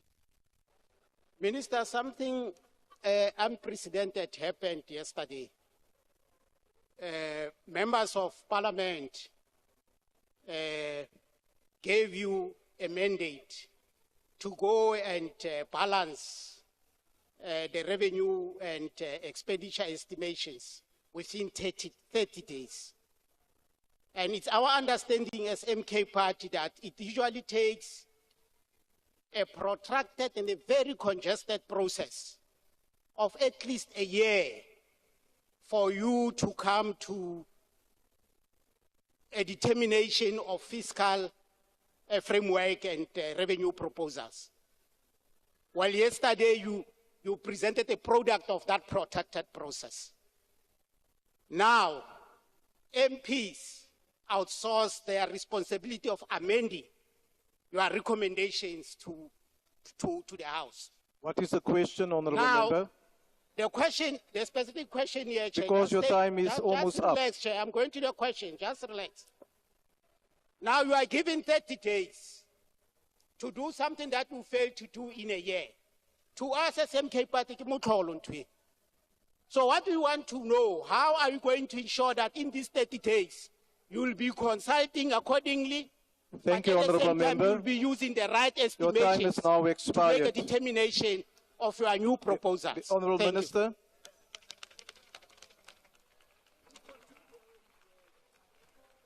I suspect, Honourable House Chair, Honourable Van Rooyen probably didn't, that's probably why he voted against the decision. Probably didn't understand its meaning. My understanding is the following, is that a couple of political parties have said We have alternative proposals which will put across to replace both the income tax proposals and the 5%. I may say, for instance, one of the parties said to me, you have an institution which we are giving 20 billion rand, and this institution does not have the capacity to spend 20 billion rand. It can only spend 5 billion. We think that you should take that 15 billion rand as an alternative. I'm just giving you that. So what's going to happen is that over the next 30 days, we'll be exploring alternative proposals to replace our tax proposals. And we've said we are going to entertain that discussion with every political party. We will cross the time frames when we get there. If there's a time necessary to extend, we'll discuss that. Thank you, Honourable Minister. The last supplementary question will be asked by the Honourable Maimane. Honourable Member, why do you want to be recognized? No, but Chair, the Minister should have said, I don't have a response. No, Honourable what Member. He did right now, he was somersaulting. No, Honourable Member, you are not the Minister. The Minister has responded to the question. Whether you like it or you don't like the answer, that's something else. The Honourable Maimane. Thank you very much, House Chairperson. Firstly, I think, Minister, departing from your statement where you say the Presidency has established a mechanism to work with spending reviews, may I implore you to say, ultimately accountability on spending reviews must also come through Parliament. So if that mechanism can incorporate Parliament, that accountability can be effected, it will be helpful. My question more specifically is that, in fact, we have seen that online gambling is contribution as far as sin tax is concerned has been pitiful. It could potentially raise the revenue to up to 80 billion rands. And therefore, I'm asking the Minister whether we could collaborate on this issue to implement it so that we can shield South Africans from the sin tax. Has there been an investigation, and can it be potentially be implemented as a solution to deal with the VAT increase? Thank you. The Honourable Minister. Honourable House Chair, the first question, the answer is yes. In terms of our activity as executive, we are accountable to Parliament. To the extent that the Parliament requires to report from time to time on the expenditure reviews, we will do that. On the second question, Honourable Maimane, I think you knocked at the wrong door. Let me tell you why.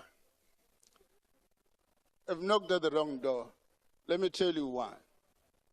The Gambling Act is under the Minister of Trade and Industry. Is under the Minister of Trade and Industry. To my knowledge, I can't answer really with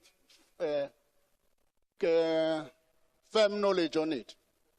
But I think the Minister is discussing with the provinces, because gambling is a revenue, own revenue for provinces. Is discussing with the provinces. A number of them have been complaining about the online gambling. So I think that issue is being attended to by the Minister of Trade and Industry. Thank you, Honourable Minister. Honourable Members, we now move to question number 327 that has been asked by the Honourable Okamp to the Minister of Agriculture. The question is about the potential exclusion of South Africa from the African Growth and Opportunity Act due to the current geopolitical situation and strained relationship between the United States and South Africa. The Honourable Minister. Thank you very much, House Chair, and to the Honourable Okamp for the question. Obviously, the Department of Agriculture seeks to continuously strengthen its relationship with the United States Department of Agriculture by holding regular discussion on a variety of matters relating to both maintaining and existing market access conditions between the two countries. These continuous discussions were scheduled to take place in February, the latest in the States. The department has also prioritized relationship by appointing an agricultural attaché in Washington, first time in many years, to signal that we take our reciprocal arrangement with agriculture particularly seriously. Dr. Jafta arrived in the first week of March and is actively engaging with his US counterparts on a variety of matters relating to phytosanitary, market access, and questionnaires that we have with the United States of America. I also intend to engage with our US counterparts as part of a border delegation when the government sends that through. The Act obviously allows South Africa duty-free access, which allows us to export a number of agricultural products to the United States of America. And without that access, we will obviously struggle with tariffs. And we've already seen new tariffs being announced. And I think that we can probably safely work on the fact that AGOA will not be in place for us later this year. I think that we need to hope for the best, but plan for the worst. That's why the department is actively seeking out new markets for those particular goods, particularly citrus, wine, nuts, and several other agricultural products in new markets such as Japan, Vietnam, Thailand, and a variety of other places, so that we can reduce any potential shock should AGOA not be renewed later in the year. Thank you. Thank you, Honourable Minister. The first supplementary question will be asked by the Honourable Okam. Thank you, Honourable Chairperson. Honourable Minister, should we lose the benefits that we derive from the AGOA agreement, we will lose access to tariff-free exports of our agricultural products to the United States. This will have a devastating effect on our agricultural industry. You have now touched on it, but what specific steps is the Minister and his department taking to open up alternative markets that will assist in alleviating the impact of us possibly not being part of AGOA anymore? The Honourable Minister. Thank you very much, House Chair, through you to the Honourable Okamp. Yes, I think we must put it in context, though. Our export to the United States accounts for around about 6% of our international market access, but has obviously some very particular and important aspects, particularly when it relates to citrus wine and nut products and nuts as well. And so, you know, that is obviously a huge problem if we were to lose duty-free access. But what the department is doing now through various processes is looking at existing trading agreements with other countries. And bear in mind, after Liberation Day, so-called, we are no longer the only country that is facing these tariff problems. So what we're doing is taking existing agreements that we have with other partners like the European Union, like Japan, like China, and many others, and looking at how we can deepen and widen access. Are we really taking full advantage of the full variety of goods that are there?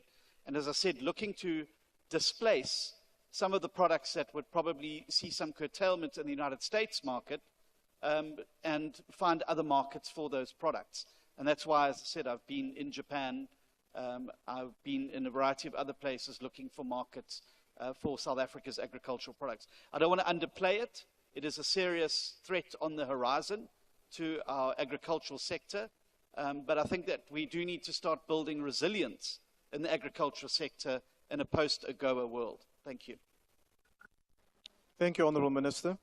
The second supplementary question will be asked by the Honourable Boshoff. Thank you, Honourable Chair. I want to ask the Honourable Minister if he would concede that the controversial visit of AfriForum and Solidarity to the USA was exactly meant to prevent the end of AGOA and to prevent punitive tariffs such as we learned about yesterday in the night.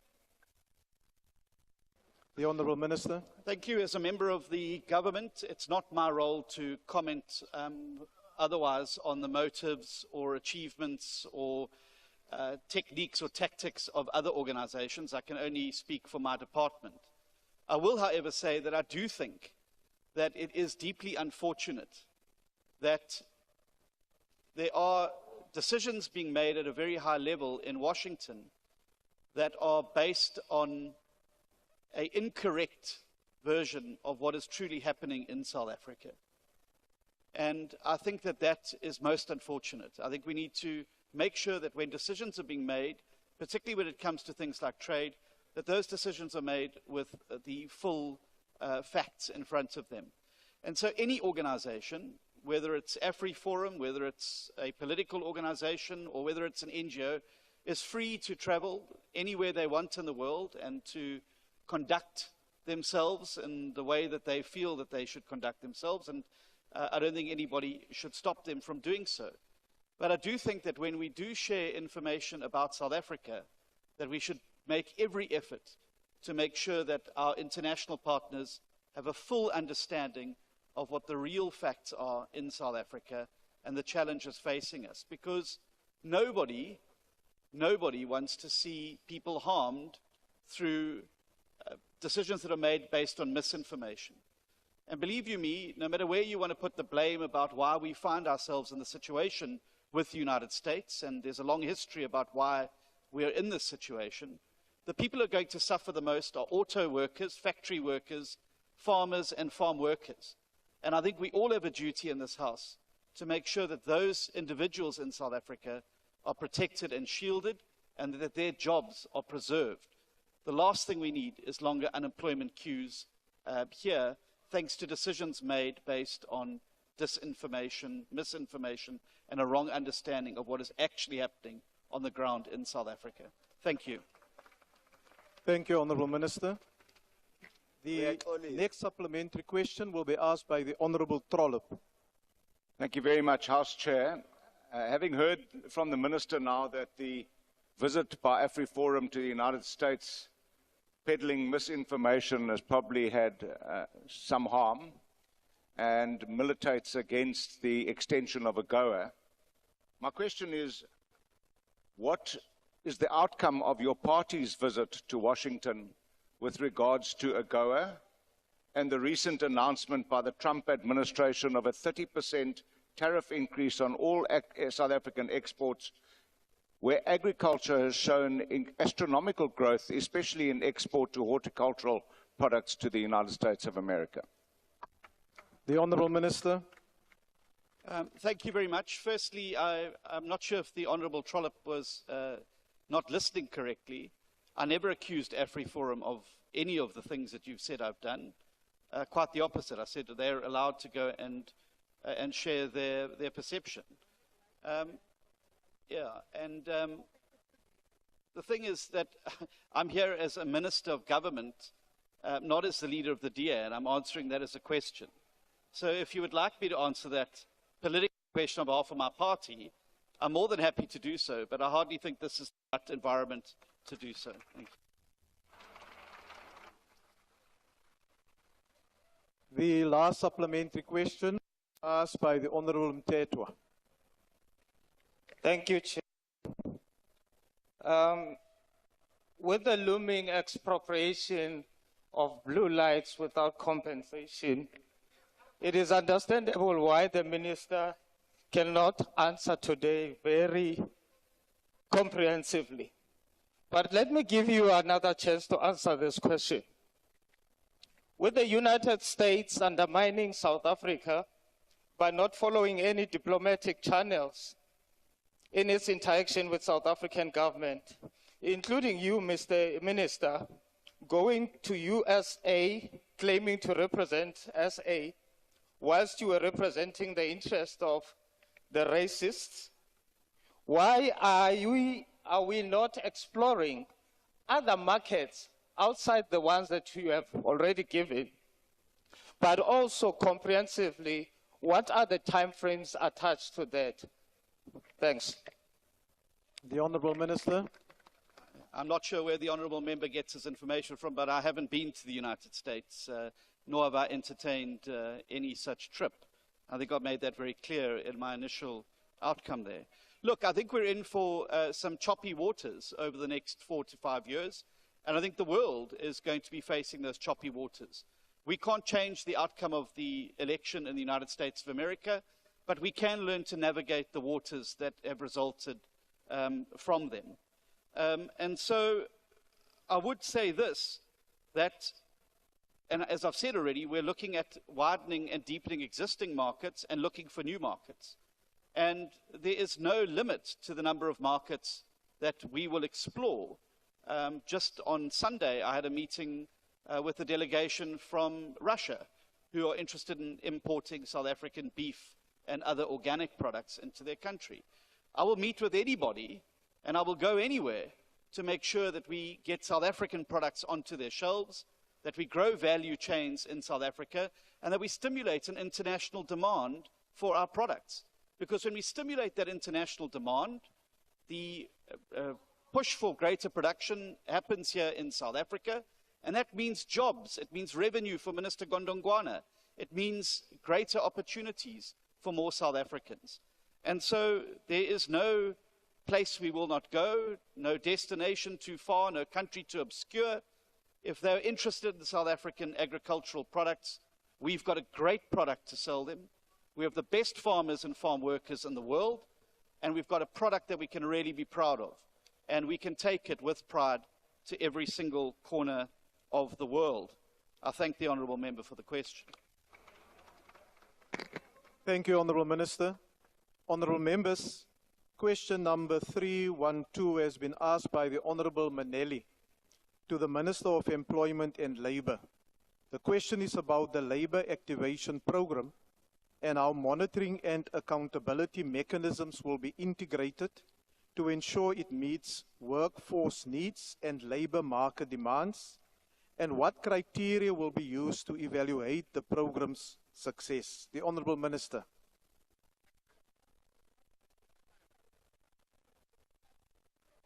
Oh, okay. Thank you very much. There are members who are howling me when I'm trying to stand up, Honourable Chair. Thank you very much, Honourable Chair, and thank you very much, Honourable Manelli, for that question.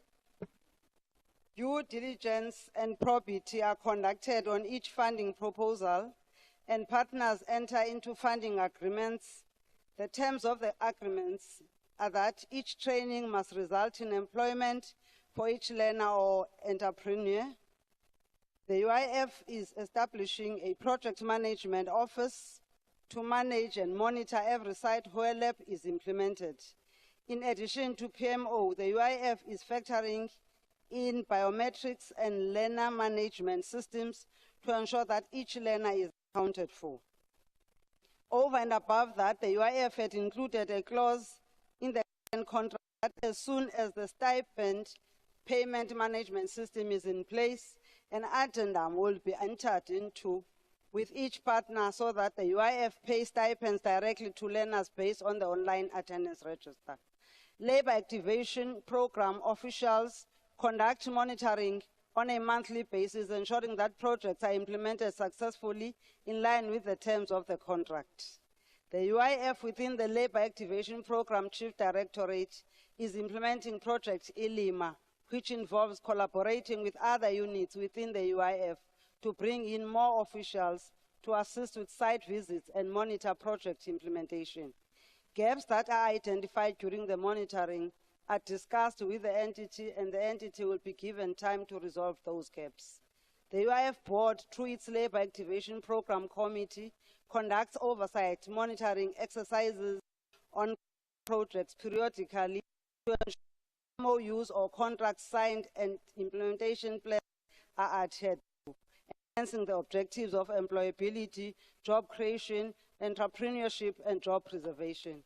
The UIF is working on enhancing the organizational structure to capacitate provinces and to ensure monitoring is at the level commensurate with the investment being made in the creation space. Thank you, Honourable House Chair.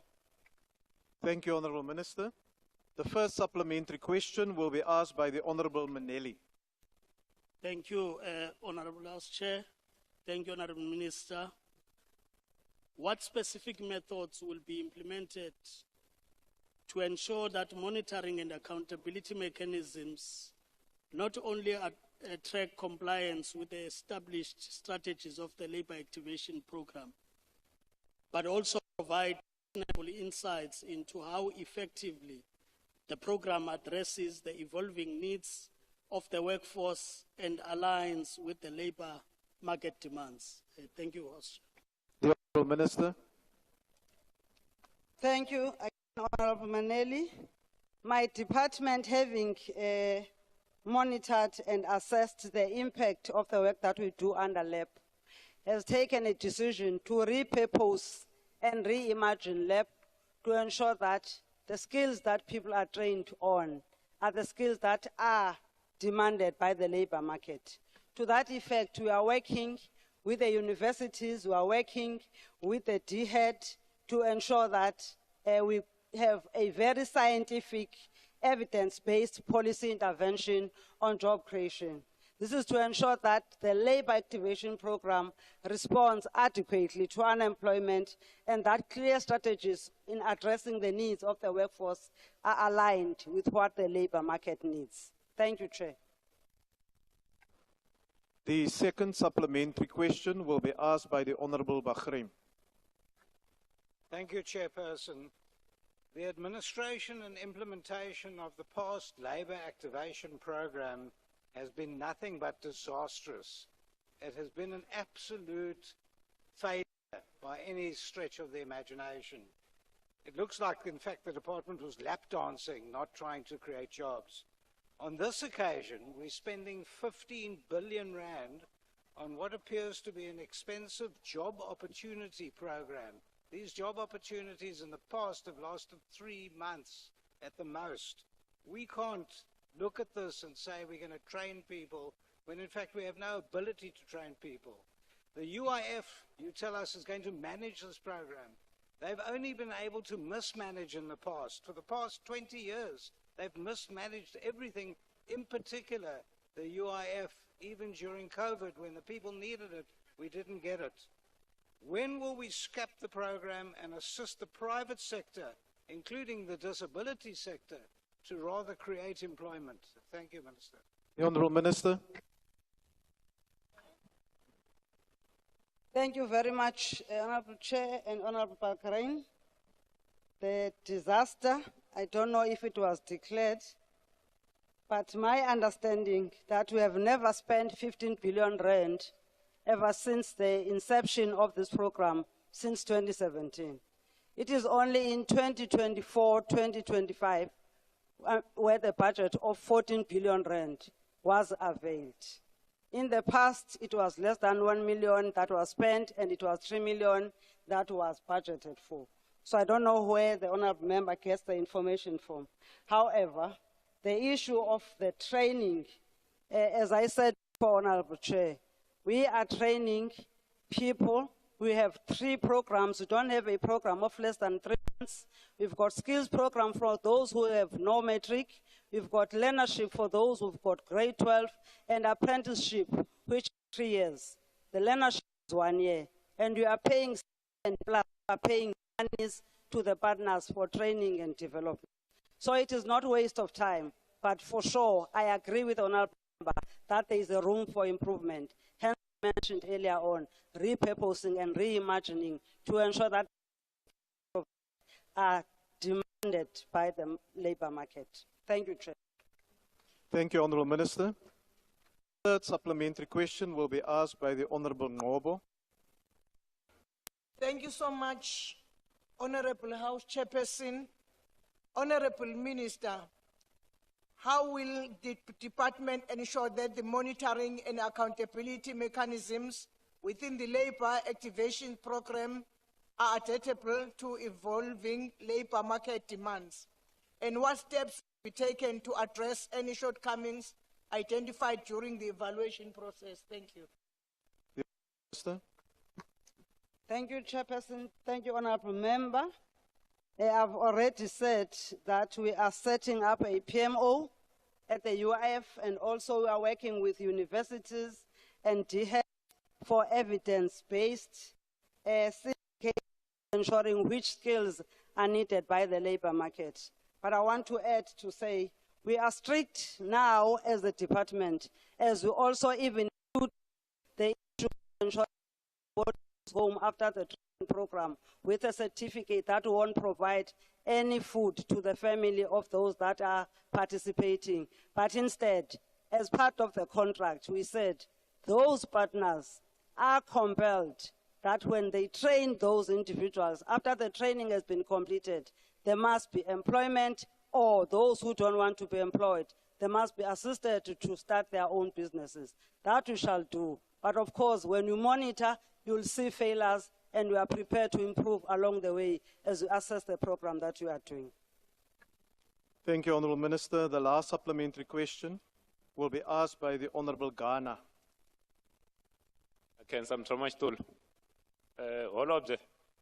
So the program has been running for a number of years.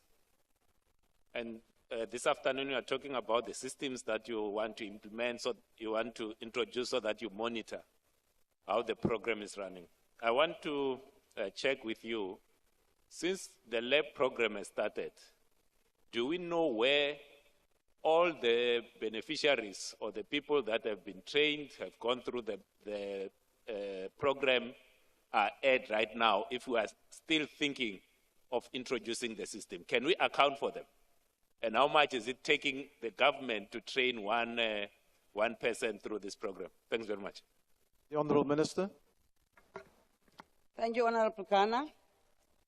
The number of years, it is from those years that we have learned, hence I am presenting before this August House, that we are busy with reimagining and repurposing, because we have assessed. It is for that reason that I said earlier on, we've introduced something that has never existed before, that in the contracts of the partners, we are compelling them not to just train people, but to ensure that those who are being trained are able to be linked to employers or are able to be assisted to start their own businesses. But I can provide the information once my officials have finalized the report, that I have since instructed them to give me a proper analysis from day one of the initiation of the lab program up to so far. But I am saying, Chair, we are improving from when we started, because we are not only implementing those decisions that were implemented at the beginning of the program. We're expanding. When the program started, it was only employability, TERS, and business turnaround and recovery. We have since introduced another leg on teacher assistance and also on entrepreneurship, because the program is growing and we are learning along the way. Thank you. Thank you, Honourable Minister. Honourable Members, question number 332 has been asked by the Honourable Molefe to the Minister of Finance. The question is about the risk mitigation measures being taken by the Department and National Treasury to address the potential unrealistic growth forecasts and the likelihood of a severe recession. The Honourable Minister. Thank you, House Chair. National Treasury does not consider its baseline as over-optimistic. The macroeconomic forecast published by the National Treasury is the best estimate based on the information and data available at the time of the update. The forecast also reflects the institution's comprehensive assessment of how the current state of the economy will impact on outlook. Independent studies on GDP forecast inaccuracies show that National Treasury forecast errors have significantly reduced in recent years. By conducting peer assessment, these studies further confirm that forecasts produced by the National Treasury exhibit no institution-specific bias. Moreover, National Treasury's growth forecast performed in line and at times better than those of other professional forecasters, forming a credible base for fiscal planning. The National Treasury is cognizant of the risk that could result into the baseline macroeconomic forecast not materializing. To account for these, the National Treasury models and publishes alternative what-if scenarios alongside the baseline forecast. This approach helps quantify the macroeconomic impact of certain risks materializing. Additionally, this analysis is further complemented by the broader risk assessment also presented in Chapter 2 which qualitatively details how the realization of the upside and downside risk could affect the macroeconomic forecast. The chapter 2 I referred to is the chapter 2 of the budget review. Thank you. Thank you, Honourable Minister. I've requested the service officers just to attend to the noise coming from the back. And if honourable members make use of the facility at the back of the dome, please ensure that we keep the noise levels down. It is interfering with the proceedings. The first supplementary question will be asked by the Honourable Molefe. Thank you, House Chair. Thank you, Minister, for the answer.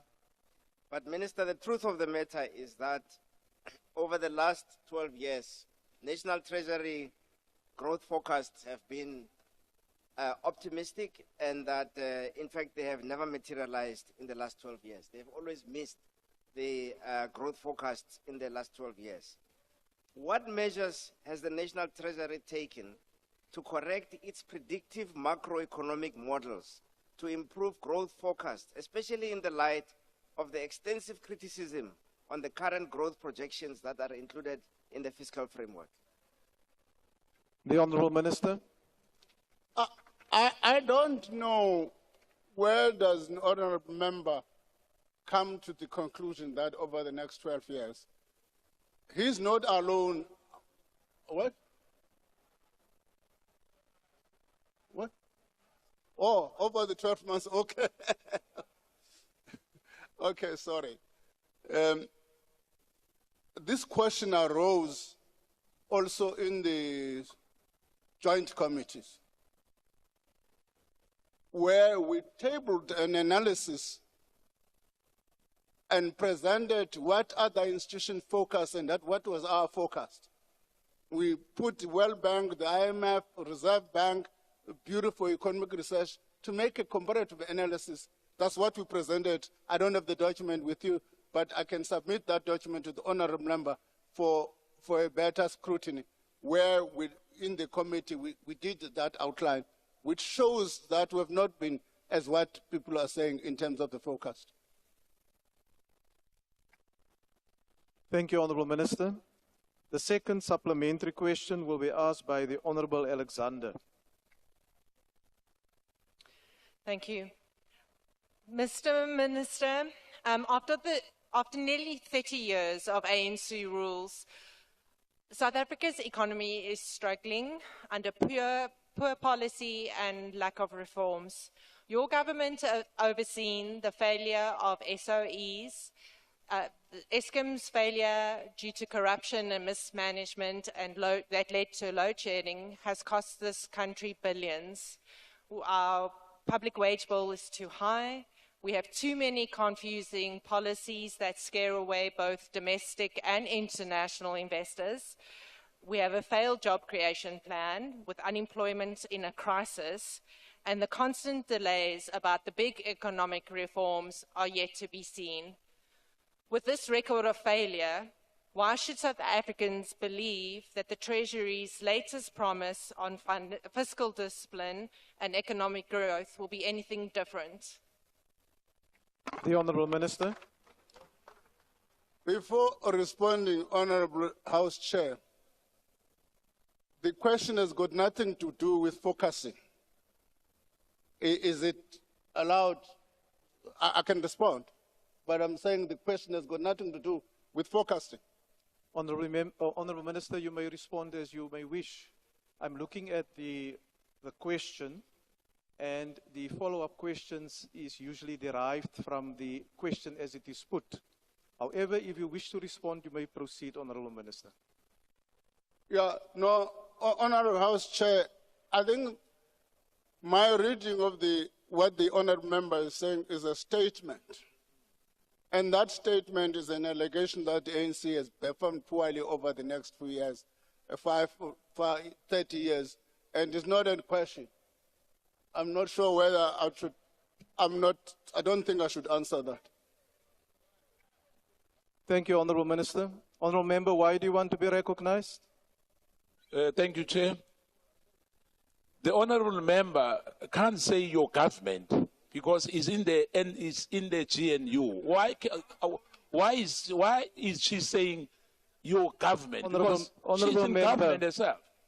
Honourable member, It's misleading us. Are you now replying to the statement that the minister said the member is making? You're trying to assist the minister. No, honourable members, let's move on. The third supplementary question will be asked by the Honourable Mukwele. Thank you very much, Chair. Minister, when we raised this issue in the first meeting following the tabling of the budget with you, we raised concerns about the projections. We were not saying that the growth projections must be perfect, but there has been a trend over a 10-year of not only inconsistency, but also rapid changes within the short period of time. For those involved in this planning, it is as if growth projections don't exist because they are neither consistent nor reliable. All the so-called benchmarking exercises appear to be paid opinion and biased. Minister, the question is, would more realistic growth projections for the current financial year and over the medium term simply demonstrate that the National Treasury does not have a credible economic strategy besides privatization? Honourable Minister. You know, the problem is people make general statements and say your numbers don't tell. They don't make a comparison of which numbers. So let me just give an indication. We make an assumption, for instance, in February, that our prediction, for instance, during in-year, the growth will be about 0.9% for argument's sake. And somebody said 0.8, somebody says 0.7. In between, we're saying in-year. As numbers flow from the GDP, you always revise your forecast, informed by the GDP numbers that come. That does not necessarily mean that your forecast was wrong, because it means that you are using the available data at the time.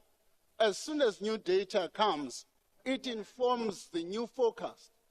So I don't know what you're talking about. In 1 year, for instance, we were at 0.7. The Reserve Bank was at 0.6 or the IMF at 0.8. But we ended up settling in one figure as the year unfolds. That's how forecasting works.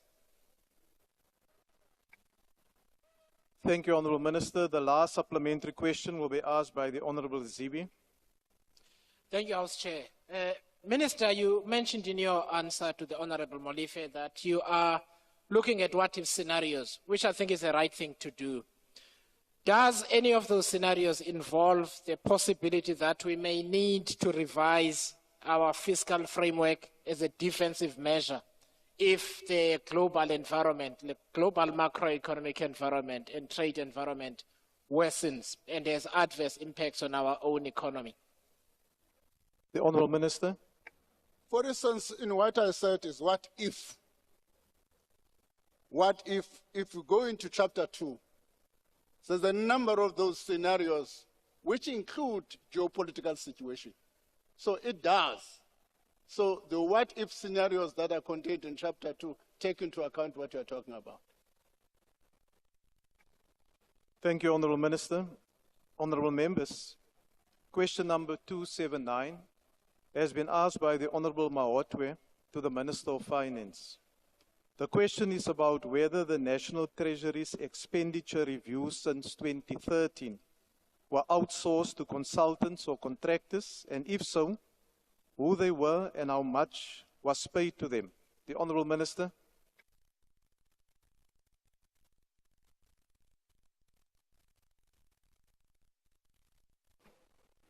Thank you, House Chair.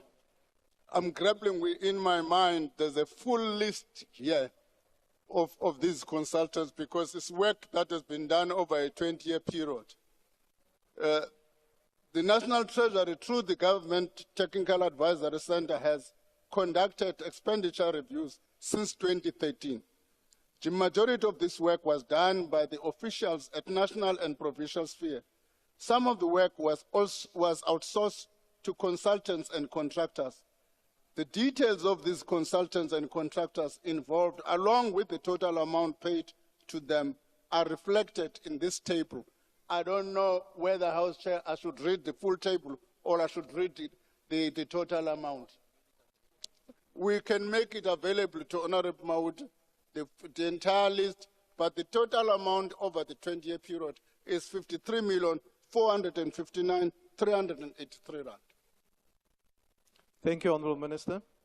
You may make that available to the Honourable Member. I've been informed that the Honourable Letlape will take charge of the first question on behalf of the Honourable Mawotwe in accordance with Rule 137, Sub-Rule 10, Paragraph A. The Honourable Letlape. Thanks, House Chair. We hear, Minister, that points that the expenditure reviews depend on departments to implement. But the reality is that majority of these expenditure reviews are being done by people who used to work in the National Treasury and during apartheid. These individuals have now opened a lucrative avenue of extracting money as consultants and contractors. And they are now able to do this because the National Treasury has failed to build internal capacity over the years. What is more disturbing is that many of these expenditure reviews are conducted in a predetermined outcome. The real agenda here is how can the state spend less money and how can the private sector contribute more? Minister, I want to ask you this not only in your capacity as a Minister of Finance, but as a senior member of the ANC as well. Does the ANC have the capacity to conduct its own spending reviews and use them to inform policy, or is everything now being outsourced to National Treasury and its consultants? Thanks, Chair. The Honourable Minister. Maybe you should direct that question to Mr. Figile Mbalula, care of Lituli House. But let me come answer in my capacity as Minister of Finance. The notion that all of these people were apartheid, and I disagree. Some of them, I don't deny, it could be that they've got specific skills we don't have. But a number of these companies we are going to show you. For instance, PARI is one of the companies that does public sector transformation. It's an institution which is linked to VETS, which was established not during apartheid period. There are black people who have been contracted. One of them, Daniel Makoni, has received a lucrative contract as part of this spending reviews of 3 million rand. So I doubt that subjective analysis of the individuals that are there. Thank you. Thank you, Honourable Minister. The second supplementary question will be asked by the Honourable van der Weyen. Thank you, House Chair. Since this is my last supplementary question to the Minister, let me take this opportunity to... Are you suggesting that I'm leaving as well? Let me take this opportunity to Sibongi abantu base Tukuza, 128, for delivering MK Party to be participating in the important spheres of government, local government yesterday, ousting the ANC, of course, from power. Minister, you seem not to have captured the gist of the question. The issue here is in terms of our commitment to build state capacity. How do we, as a National Treasury, set an example and ensure that National Treasury have a capacity to conduct this expenditure review on its own? Secondly, what are the lessons learned? Because we haven't shared these lessons with us. What are the lessons learned out of these reviews? Because, I mean, it's a decade already. Thank you, Honourable Member. Your time and we haven't expired. you haven't shared with us the lessons learned from these reviews.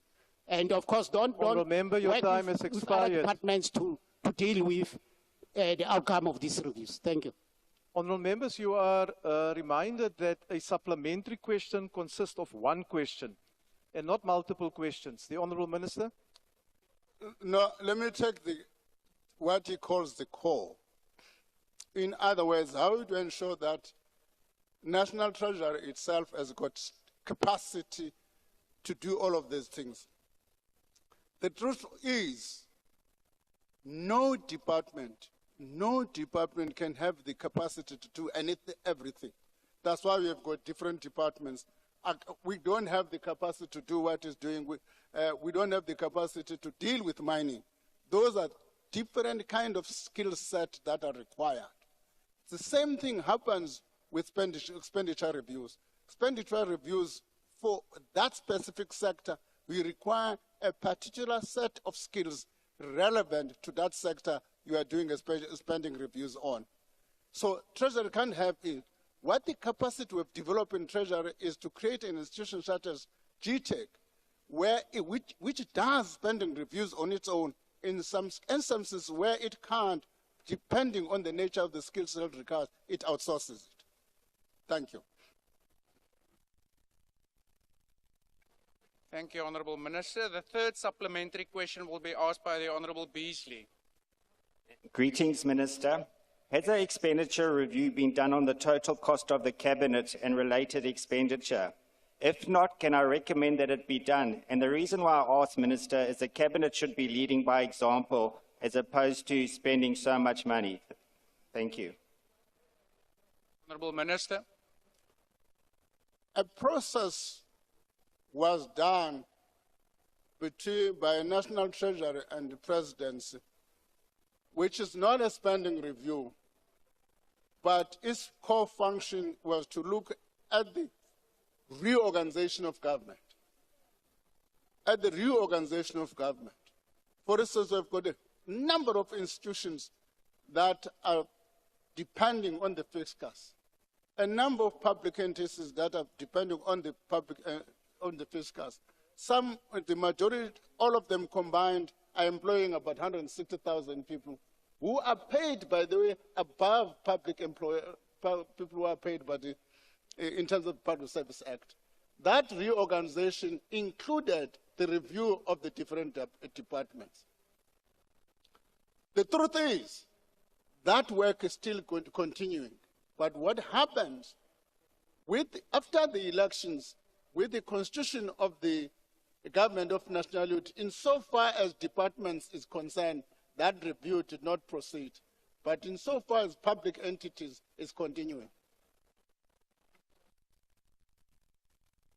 The last supplementary question will be asked by the Honourable Kaleka Mazibuku. Thank you, House Chair. Honourable Minister, our challenges as a government are not only about funding, but the capability and capacity to spend appropriated funds effectively. A key element of spending reviews needs to focus on elements of the quality of expenditure, as this has an effect on the multiplier effect of spending and an impact on the quality of service provisions. Minister, what measures is the Minister taking to ensure there are interventions which enhance the quality of expenditure? Thank Honourable Minister. Thank you very much. I mean, if you were to ask this question to Dr. Ramokgopa, insofar as it affects infrastructure, that's his passion. That's his passion. And I want to use that as an example, that we have got a budget of over 1 trillion over the next 3 years. Some of it is going, there's also some of it which is going to come through the budget facility for infrastructure. Dr. Ramokgopa says, sure, as many of those projects are not going to qualify for the budget facility for infrastructure, not for lack of funding, but because it's how they are packaged at the system. And second, it comes at the execution level. I'm raising these issues to suggest to the honored member that that question, although not a teacher, is a good question. Is a good question. So we are working across the system across the system to ensure that the efficiencies, our special focus as National Treasury will be in particular on the infrastructure side of things, so that we can derive value for money in the 1 trillion rand we intend to spend over the next 3 years. Thank you. Thank you. Honourable members, question number 313 has been asked by the Honourable Hassan to the Minister of Mineral and Petroleum Resources. The question is about how the responsibilities of the departments have been clarified, particularly regarding licensing and oversight under the Petroleum Pipelines Act and the Gas Act, and how the national energy regulators' dual reporting to both departments will be managed to avoid regulatory conflicts. The Honourable the Minister. Thank you very much, House Chairperson. From the 1st of April, we have formally established 2 departments. Staff has moved to electricity and energy. Staff has remained with mineral and petroleum. In moving that staff, we've also moved a number of entities that used to be in the DMRE. NEXA, NNR, SANETI, NERSA, and then RWATI. All those 5 entities are now with electricity and energy. So I'm giving this explanation to illustrate that there's no conflict of interest between the 2 departments. We work very well. We talk when we must talk.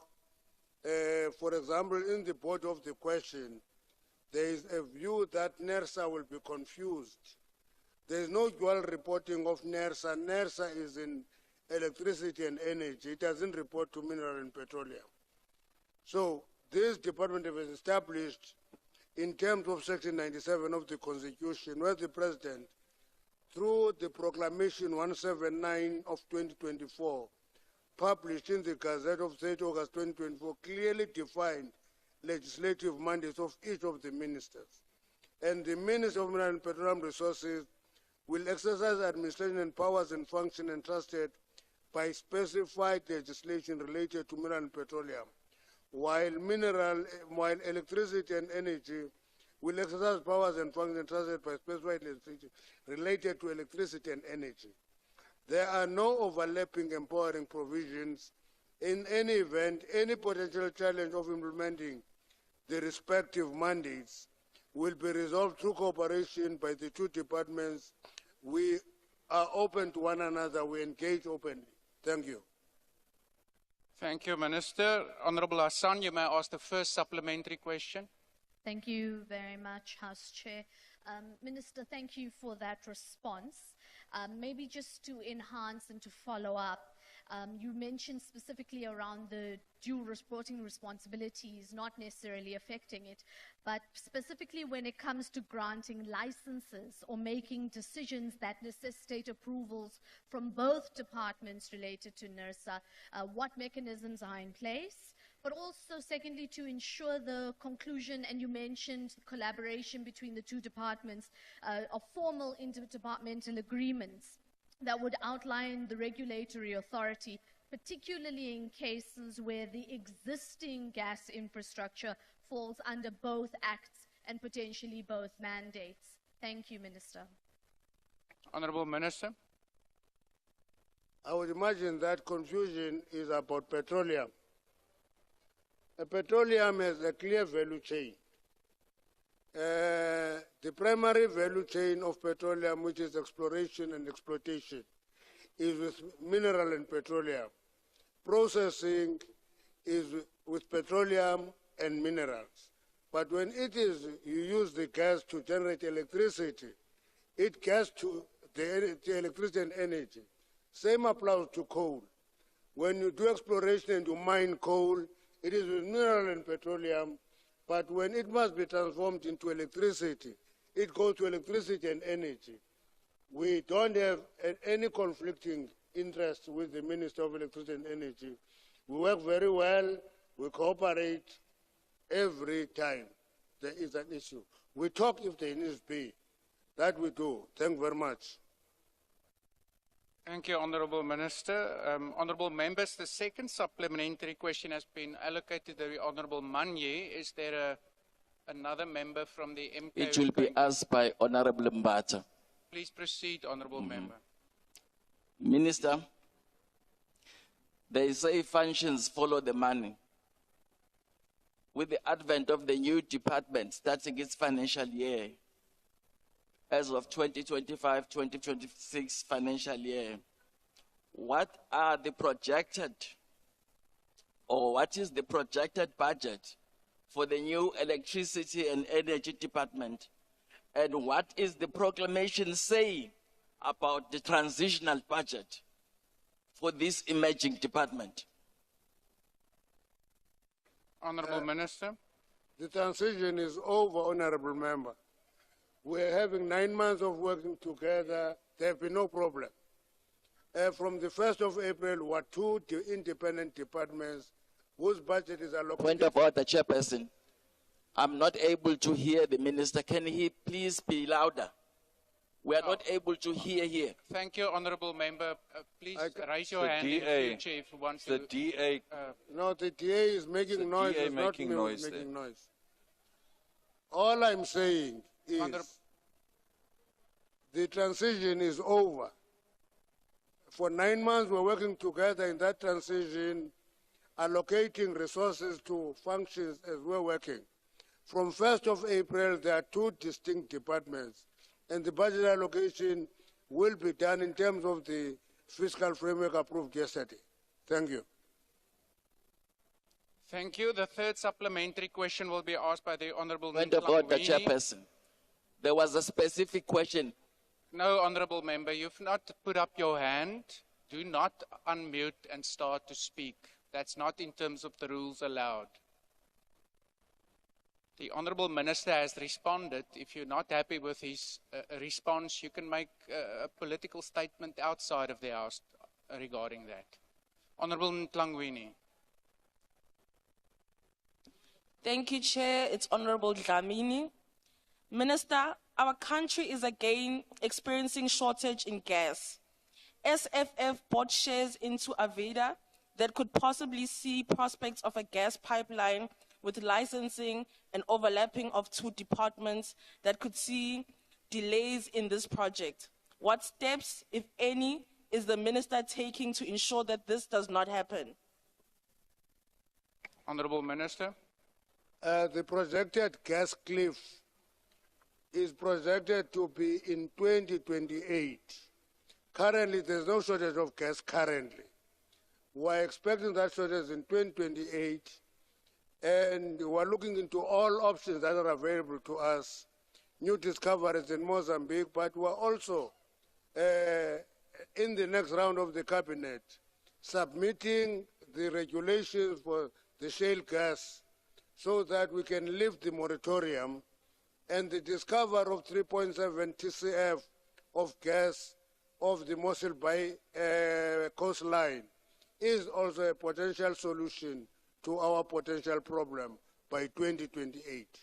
Thank you. Thank you. The last supplementary question, I see a hand to my left. Honorable Member, why do you want to be recognized? Honorable Chair, can you ask the outgoing GNU partners to keep it quiet? We want to have answers and we want to get all the explanations, please. The outgoing partners, please keep it quiet. Yeah, thank you, Honorable Member. Maybe let's plead to all members. I've even seen in your own ranks a few members standing up and conversing. Let's keep the conversation levels low. I don't want to even say go to the tea room because that leads to its own problems. The last supplementary question opportunity is that of the Honorable Dlamini of the IFP.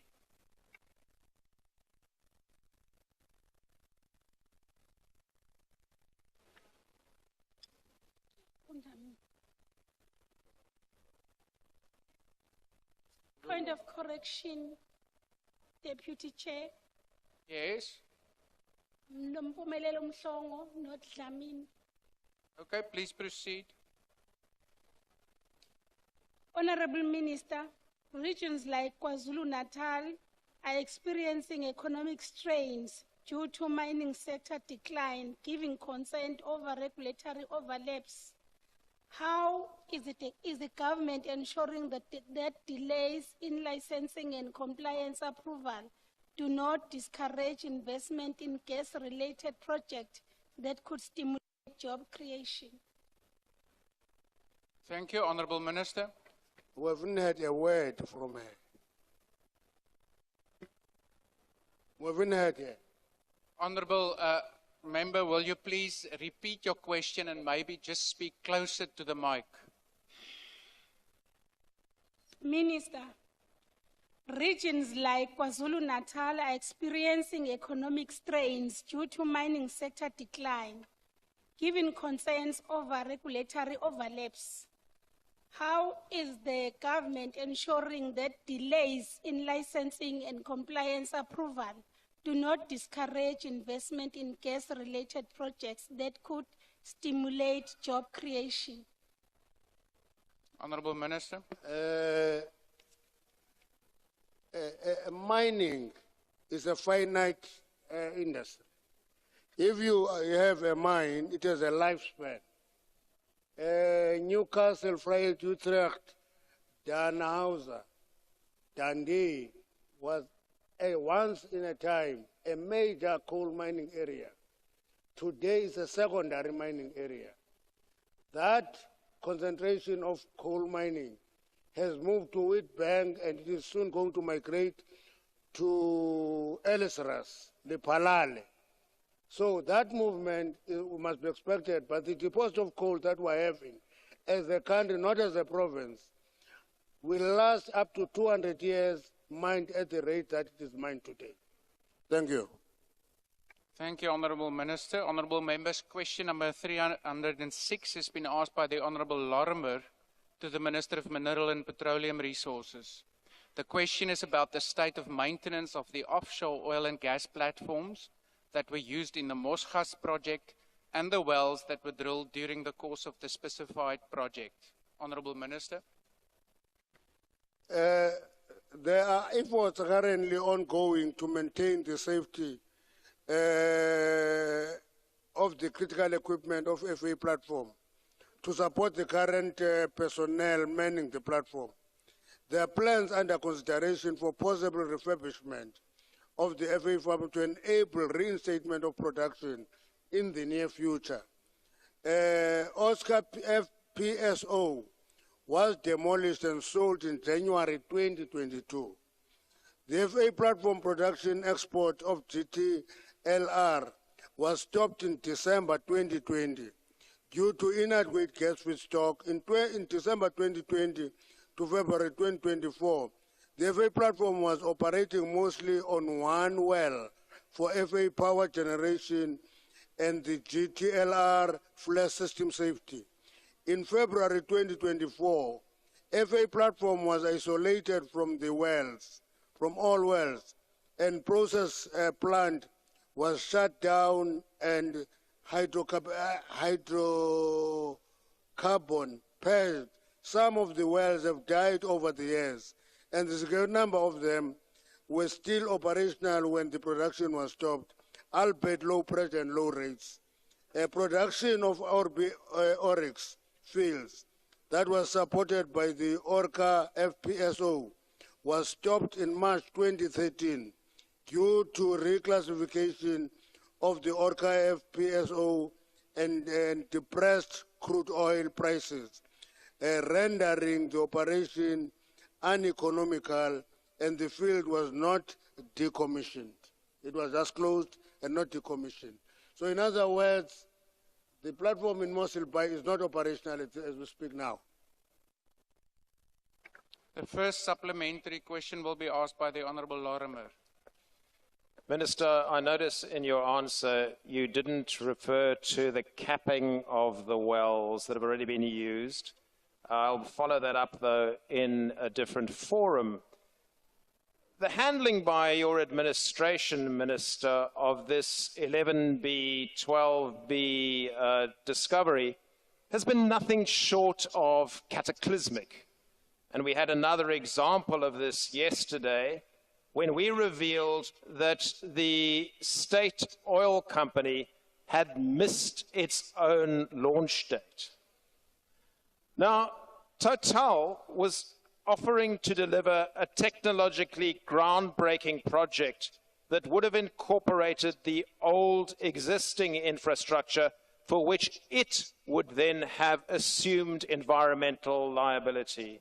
It would have opened the way for some of the cheapest electricity to be produced in South Africa. Then you, or your department, or Petro SA, because it's not clear who took these decisions, got the calculation wrong on the price at which Total would sell gas. Because you forgot to figure in the reduction we would have got from tax receipts. You then refused Total's deal, and now you are left with a major environmental liability. You might like to tell us the cost to the state of that liability, but my question is, how are you now going to address that environmental liability, and by when? Honourable Minister. I think the first thing is to correct facts. I have outlined the scaling down and ultimately closing of the operations in Mosselbaai and the efforts to revive them. Maybe you will be interested, as I always know that the DA is, in the non-starting of the partnership with Gazprom. I'm not going to get to that, it's not your question. But you are making a big mistake by saying, yesterday we made it a disaster. We didn't start SANPC on the 1st of April as scheduled because there is a labor dispute which is resolved. The agreement will be signed tonight, and tomorrow an announcement will be formally made. So there's no disaster there. There's progress we're making, and we're nudging that process to go to full production. So rehabilitation is inherent in the cost of running a plant like Petro SA. Thank you. Thank you, Minister. The second supplementary question will be asked by the Honourable Sene.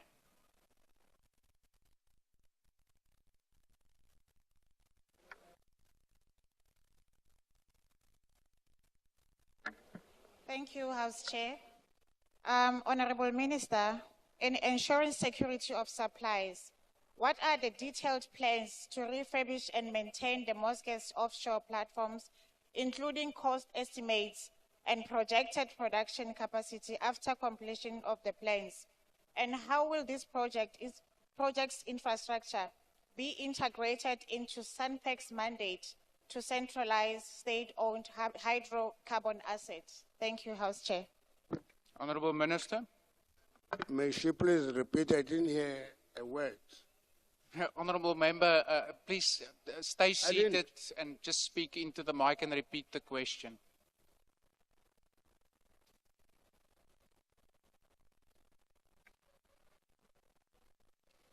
Okay, House Chair, thank you very much. Honourable Minister, in ensuring security of supplies, what are the detailed plans to refurbish and maintain the Mosges offshore platforms, including cost estimates and projected production capacity after the completion of the plans? And how will this project's infrastructure be integrated into SANPAC's mandate to centralize state-owned hydrocarbon assets? Thank you, House Chair. Honourable Minister. I will try. I'm estimating what she's saying. The reality is refining capacity in South Africa has declined. There are only 2 refineries that are operational. One is in Cape Town, and the other one is in Sasol, Napref. The rest of the refineries have been closed down. As the state were intervening, we're trying to revive both Petro SA and Sapref. We got Sapref from Shell and BP. We are reviving it. We're looking for partners to work with us to revive them. We're hoping that if we get those 2 refineries coming, we'll deal with the question of security of supply. Because to depend on imported finished products is a risk to the economy. We want to have that supplemented heavily by refining capacity within the country. And that talks to the issue of the petrol of gas that was given to us by Total, which is said to be cheap. Total offered gas from their 3.7 TCF discovery to both Petro SA and Eskom. Both companies refused because Total wanted us to buy that gas at above market cost, which is offloading a risk to the state rather than taking the necessary risk of operating a facility. Thank you.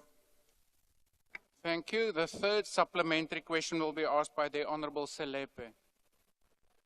Thank you, House Chair.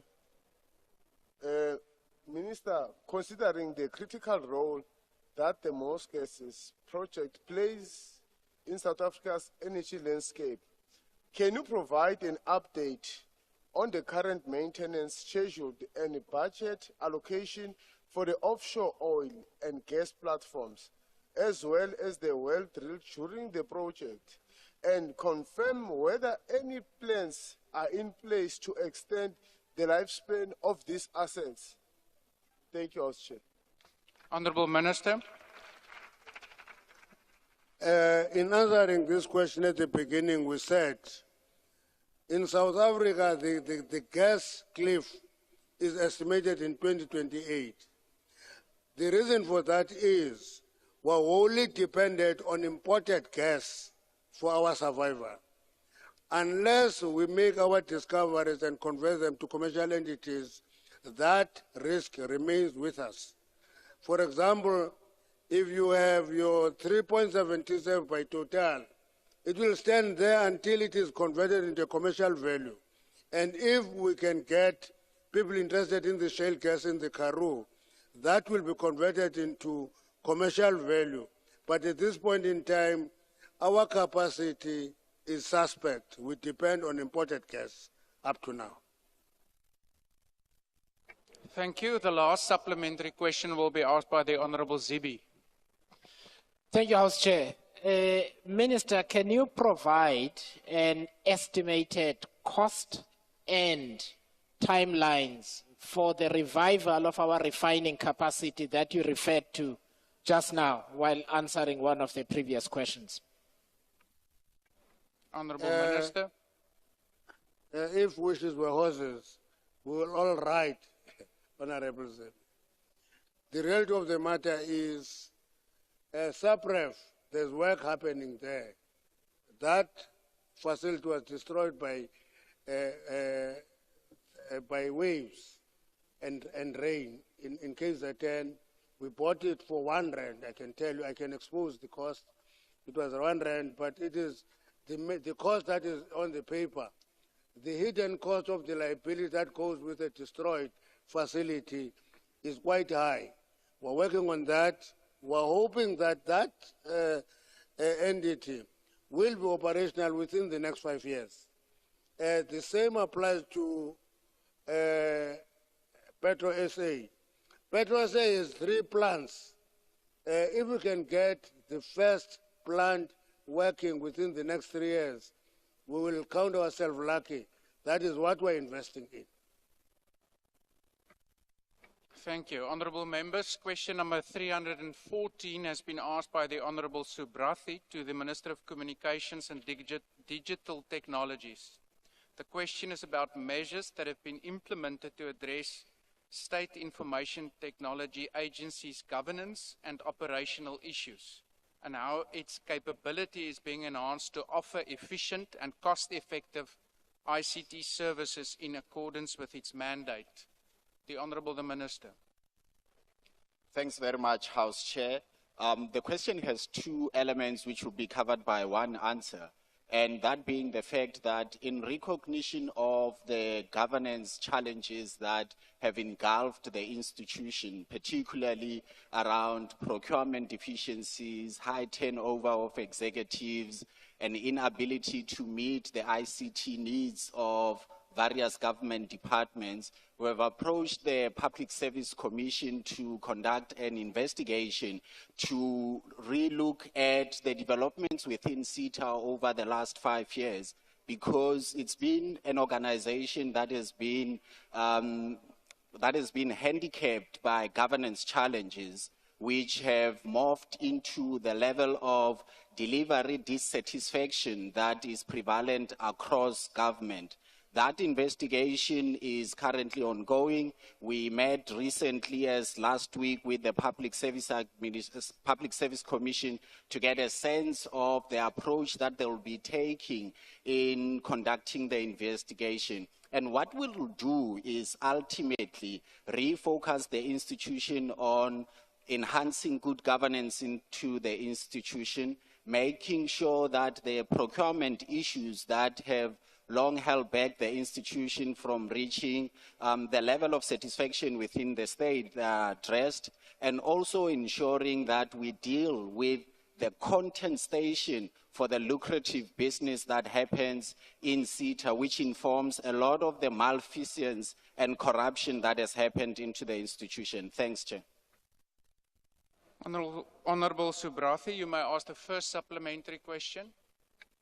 Thank you, House Chair. House Chair, the Minister is on record as saying that he will soon be gazetting regulations that will allow for circumstances for which procurement through SITA will not be required, where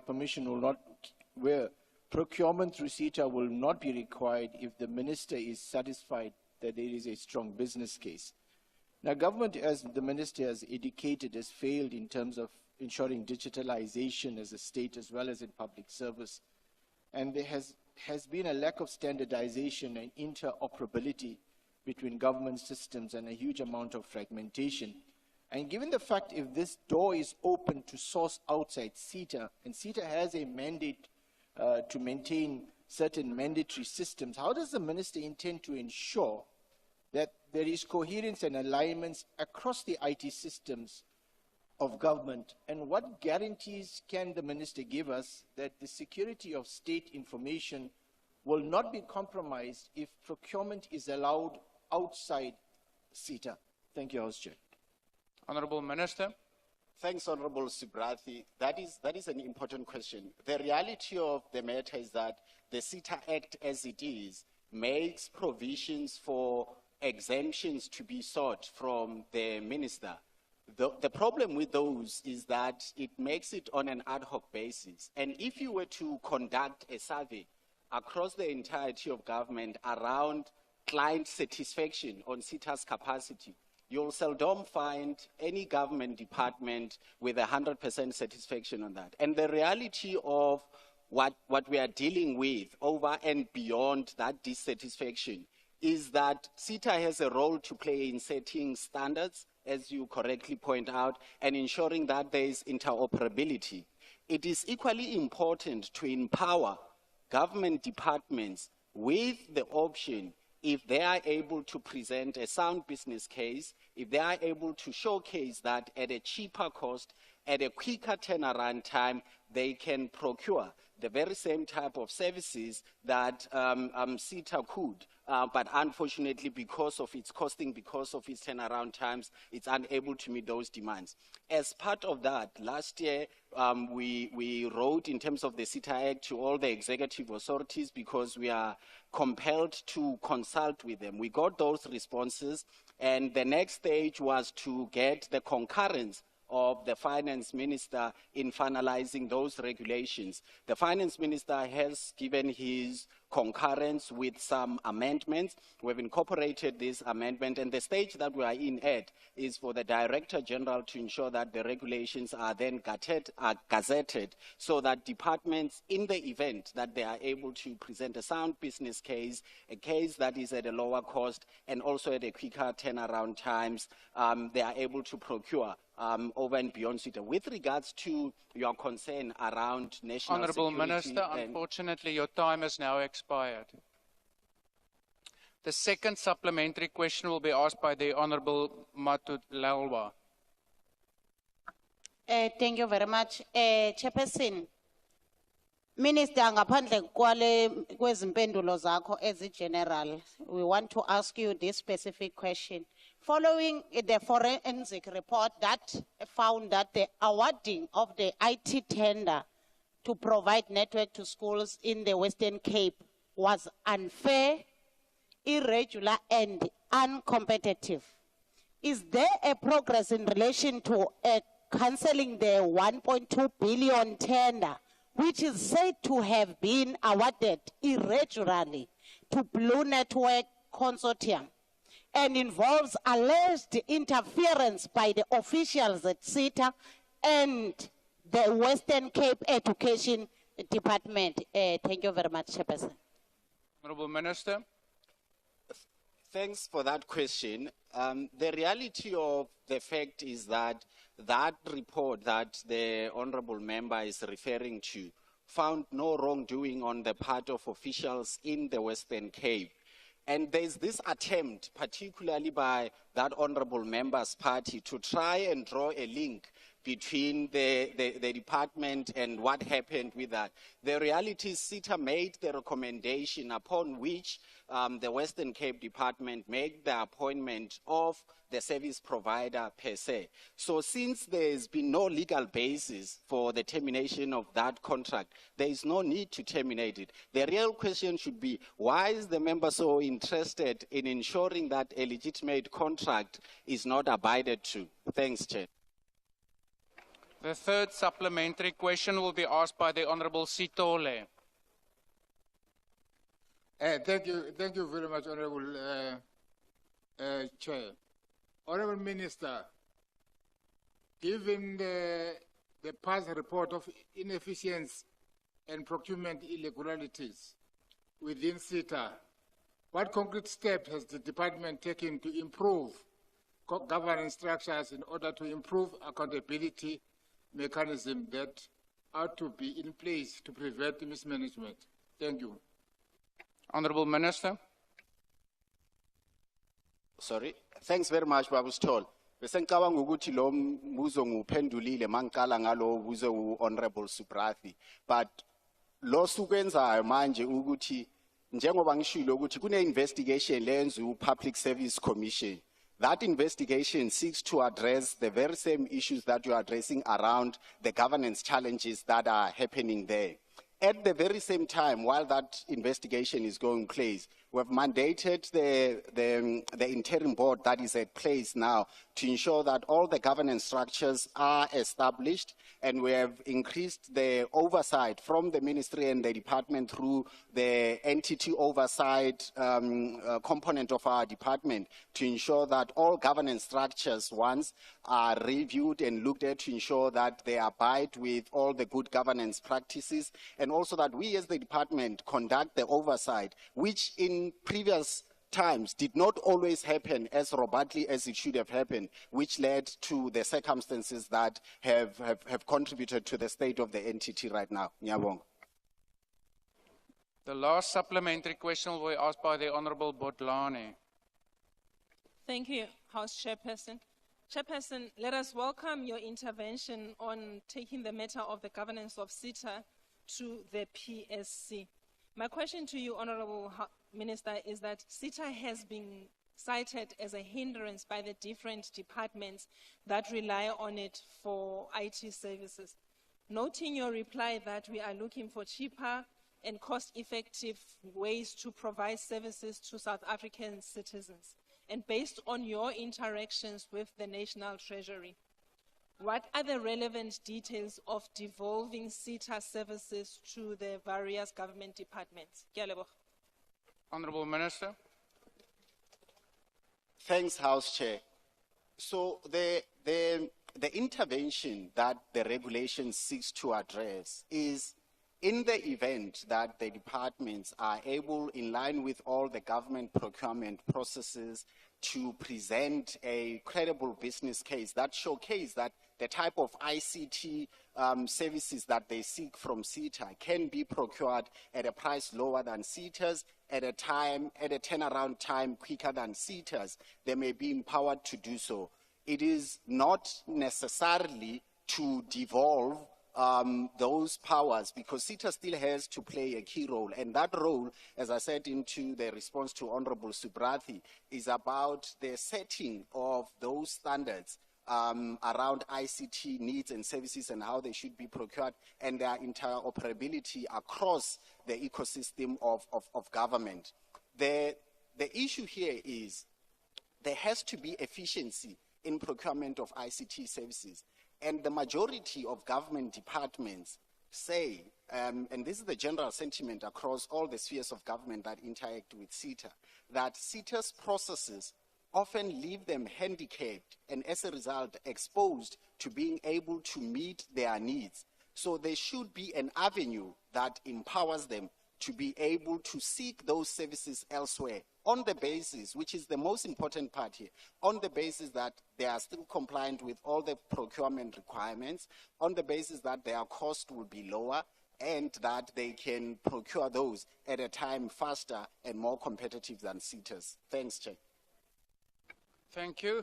Question number 276, honourable members, has been asked by the Honourable Ghana to the Minister of Employment and Labour. The question is about the categories of businesses that were found to have employed undocumented foreign nationals and the reasons that were given for deciding to employ undocumented foreign nationals. The Honourable the Minister. Thank you, House Chair. Thank you, Honourable Ghana. Whilst there are various ways of classifying and categorizing information in labour markets, the manner in which we do it in the department is per industry sectors. To that end, categories of businesses that were inspected and found to have employed... Honourable Minister, just hold on for a moment, please. Honourable Reddy, why do you want to be recognised? Honourable Chairperson of the House, I rise in terms of Rule 83. Now, some of these ministers are really making a mockery of this glorified speech contest. Here is a minister who is just reading, like the previous ministers there, indicating they have no knowledge of the subject matter. Yeah, and these ministers don't... Honourable Reddy. Thank you, Honourable Reddy. Honourable Reddy. Thank you. Yeah, no, thank you, Honourable Reddy. I've heard you. Firstly, Rule 83 refers to speeches. The Minister is now giving an answer, and of course, in respect of the first question on the question paper, Ministers have notice of that question. Honourable Minister, please proceed. Order, Honourable Members. As it is, everybody's all the time complaining about the noise levels. If we don't defer to the Minister, we won't hear anything as it is. Honourable Minister, my apologies. Honourable Deputy Minister, do you want to be recognised? Thank you so much, House Chair. I was just going to draw your attention so that you also correct that member that he must not shout at me. How long it's allowed, it's on the rules, by the way, so must check your rule book. That's the first thing. Secondary, to say that ministers are allowed to read the answer. Because you ask the question, then they must read the answer, then they follow up, they should be able to answer. Honourable Deputy Minister, thank you. I have dealt with that part of the question. All members, may I plead with you to give the executive the opportunity to answer. Honourable Minister Mantashe, do you want to be recognised? Honourable Reddy must just understand that question 2 gets circulated to ministers. And we prepare answers so that we don't come and mock Parliament. But follow-up questions we don't read because we don't receive them. Yeah. But thank you. If we are given a question, we prepare and we read the answer because we don't want to give a mockery of your question. Thank you, Honourable Minister Mantashe. I think that has been clarified already. Honourable Minister, please proceed. I want to give you the opportunity to start afresh. May the timer please be restored. Honourable Minister, just start from the beginning with your answer again, please. Thank you, House Chair. The Honourable Member is the best howler of the year. I was saying, Honourable Chair, whilst there are various ways of classifying and categorizing information in the labour market, the manner in which our department analyzes the information in terms of categories is per industry sectors. categories of businesses that were inspected and found to have employed undocumented foreign nationals are as follows: manufacturing, hospitality, agriculture, construction, wholesale and retail, clothing manufacturing, road freight. The following are some of the reasons that were given for deciding not to employ South Africans or employ undocumented foreign nationals. The common reason provided by many employers for employing undocumented foreign nationals is that the employers are unaware, or the employer was unaware of the individual's undocumented status, as well as the employer's requirements for hard labor force that South Africans cannot provide, whilst the employers are taking advantage of these employees because of their lack of knowledge on labor laws. Whilst the above are typical reasons that have been provided, we have observed that undocumented foreign nationals are preferred due to their sheer vulnerability. Ordinarily, such workers either do not know their rights and or are afraid to stand up for themselves. They are most likely to allow themselves to work in an environment that is substandard and is marked with gross non-compliance with employment laws and a total disregard for workers' rights. They tend to accept any sort of remuneration given to them, which would often be below the prescribed minimum wage. These malpractices are also prevalent in areas that have a low unionization rate. These exploitations are also feeding off work environments that have no unions at all. My department believes in the value of meaningful partnerships where we have strong presence of organized labor. Workers tend to have a stronger voice and are enabled to stand up for their rights. This is in keeping with the principles of decent work. Thank you, House Chair. Honorable Ghana. Nakenza Mtramastulu, Nakenza Olod. From your response and the reasons that have been given, it's difficult to believe that to be the case. So I want to check on one hand, what is your department doing to make it easier for the sectors that you quoted to employ South Africans? Linked to that, has there been an employer that you visited, they were not compliant, and you did a secondary visit, and they are still not compliant? What did you do about that? Thanks very much. Honorable Minister. Thank you, Honorable House Chair. It is for that reason that we are bringing to Cabinet in few days to come the National Labour Migration Policy and the Employment Services South Africa Amendment Bill, which makes it compulsory for employers to preserve some categories of jobs for South Africans. Again, on the issue of going back for the second time, we've got just more than 2,000 inspectors who are supposed to inspect more than 10,000 companies. Again, it is for that reason that we have since decided to have a special project we are calling the Labor Inspector Interns, the Project 20,000, where we'll be engaging the young unemployed graduates who are relevant to the work that we are doing on inspection to come and work with us as interns at least for 2 years to bolster our capacity while we are trying to get the sustainable way of even using technology to inspect without having to physically visit those companies, as they are much too many as compared to the capacity that we currently have. And it gets difficult for our inspectors to go this year and still go back maybe the same year. Thank you, Honorable House Chair. The second supplementary question will be asked by the Honorable Bagrime. Thank you, Mr. Chairman. The employment of foreign nationals is a problem, but this was due to past ministers of Home Affairs who couldn't do their job. They had an inability to do anything at all. You will find that the situation has improved with the current leadership that we have in Home Affairs. However, you, Minister, are in control of the inspectors. In fact, you are training a further 10,000, as you just told us. However, you have focused on employment equity and BEE instead of tackling the problem of foreign nationals.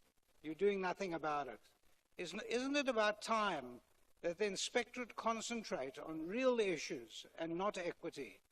Unemployment and expanded definition is now at 42%, and it's getting worse on your watch. Maybe rather concentrate on creating an environment for job creation in the private sector. Thank you. Honourable Minister. Thank you so much, Honourable Member, and thank you for showing to South Africans that you are hell-bent to fight against transformation. We, as the Department of Employment and Labour, not just focus on BEE and equity, we focus on all labour laws. We are also a Department of Employment and Labour. Therefore, you can't talk employment if you don't talk business. It is for that reason that we've got an interest also on the laws that talk to those companies who undermine the laws, in particular the Employment Equity Act, because it is the employers who must implement or who must comply with these laws in order for us to be sure that our workers are protected, their rights are protected, and also there is opportunity given to those previously disadvantaged individuals, including women, people with disability, and in particular the issue of the racial discrepancies that we find in the system, where the majority of those who ascend to positions of power, in particular in the private sector, are the white males, instead of having equity and ensuring that there is an appreciation of South Africa that says everybody should be treated equally. Thank you, Honourable Chair. The third supplementary question will be asked by the Honourable Rourke. Thank you, Chair. Minister, many major companies in the food and transport industry as delivery services. The majority employees seems to be foreign nationals. How are these companies being inspected and held accountable? Thank you. Honourable Minister. Thank you, Chair. I agree with the Honourable Member that the food industry and the transport industries are also found to be wanting in terms of compliance. And as such, we are partnering, one, with the private sector to engage them. In particular, if you look at the issue of pick and pays of this world and others, who you find them on the 60-60 program as an example, employing almost more than 90% of foreign nationals. We are hoping with the coming into being of the National Labour Migration Policy, which I said earlier on is to be serving before the Cabinet, we shall be able to have teeth to enforce the law and ensuring that those who continue to undermine the issue of prioritizing South Africans and also of ensuring that if you employ foreign nationals, it must be documented foreign nationals, will be dealt with once our National Labour Migration policy comes into effect. Because it's not enough to just look at those who are undocumented.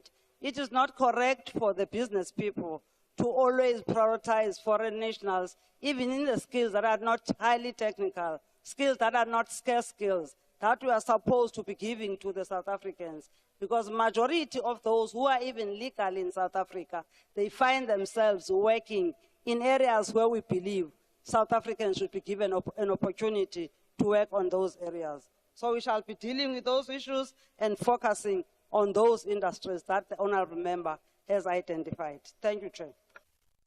The last supplementary question will be asked by the Honourable Ngubeni. Thank you, House Chair.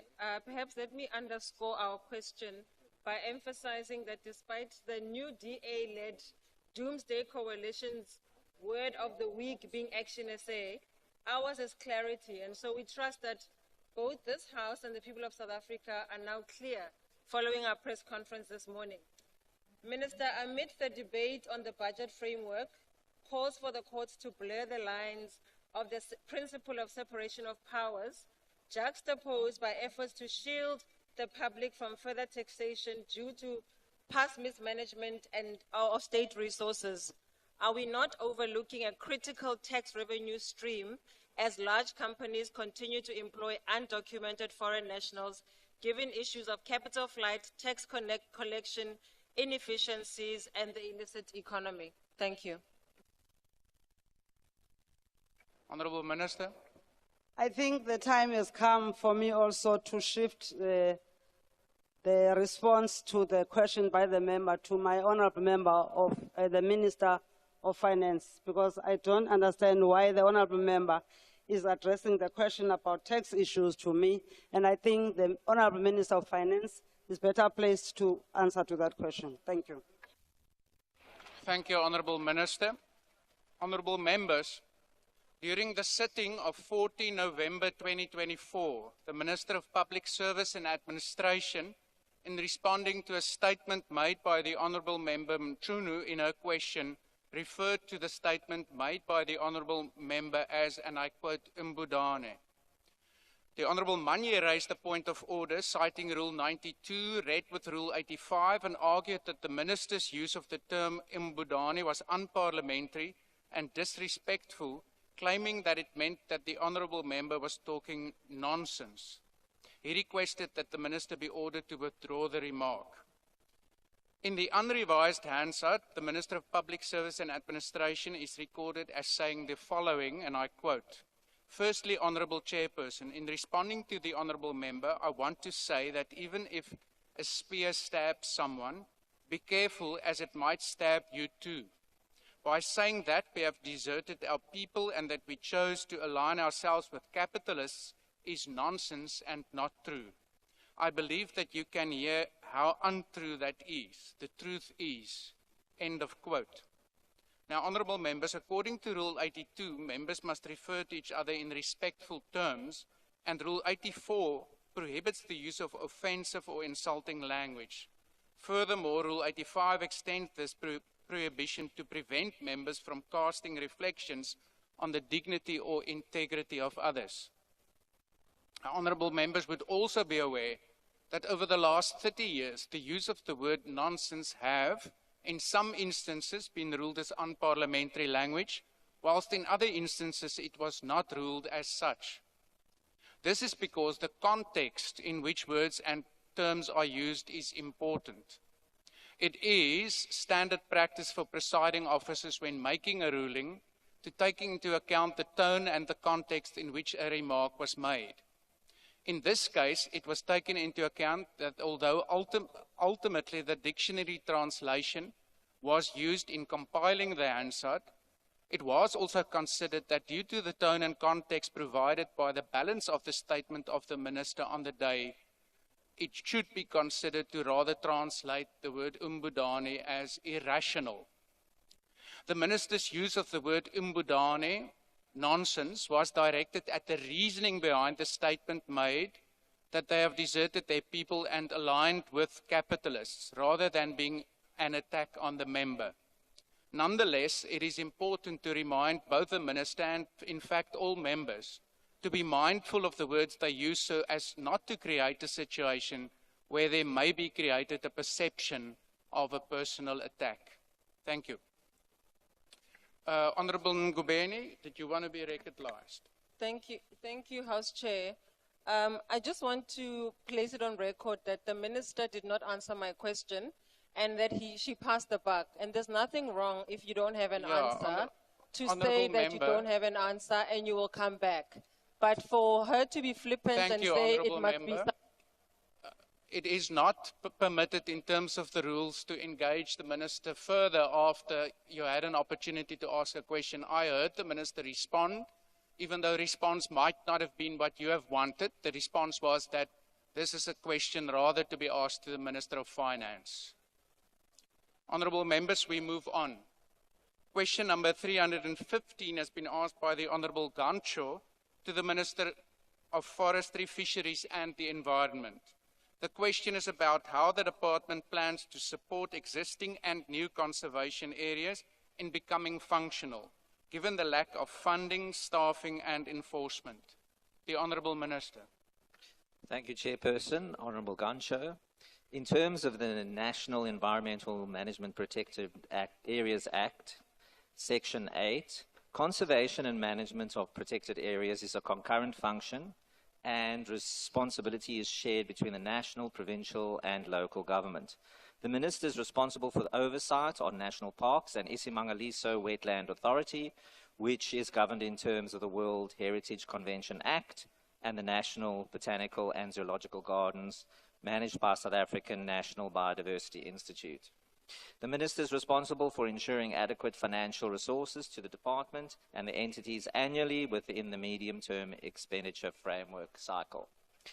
Provincial protected areas are responsible of respective members of the Executive Council, the MECs, for environment.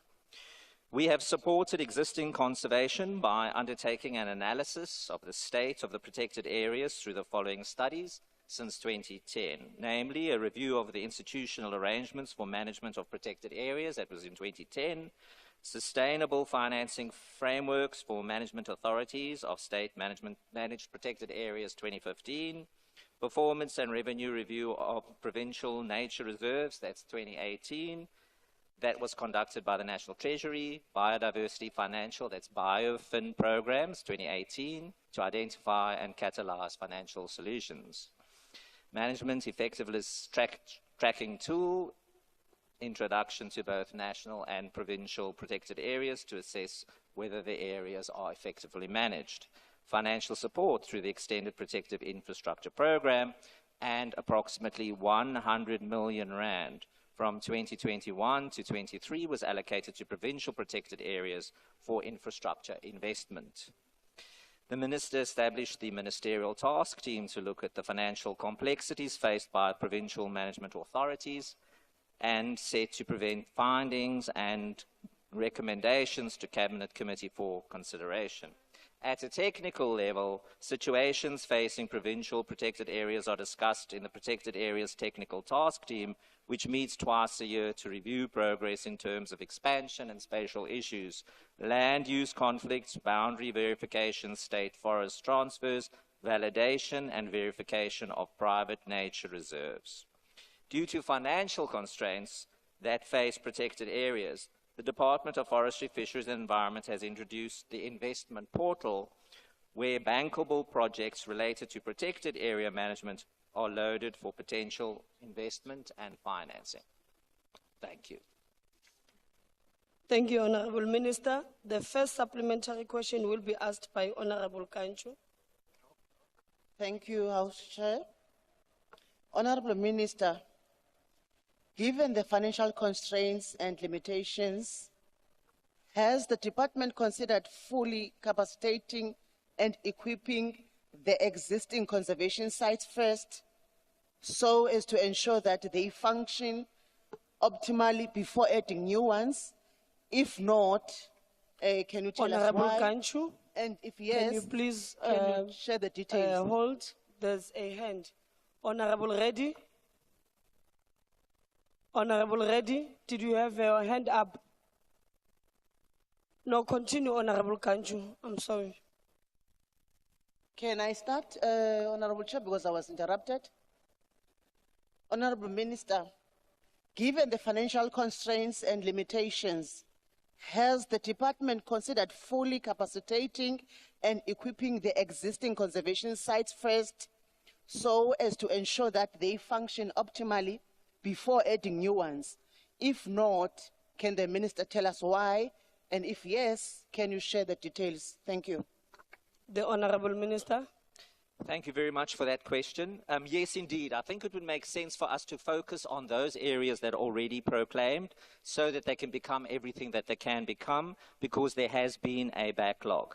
But I think also crucially, we have made commitments to make sure that we're going to increase the conservation estate in South Africa. So that's the 30 by 30, not only on land, but also in our marine areas. So we have set that objective. But in terms of the finances, obviously finances is constrained because our economy is not growing. That is the reason, the fundamental reason why money is so short.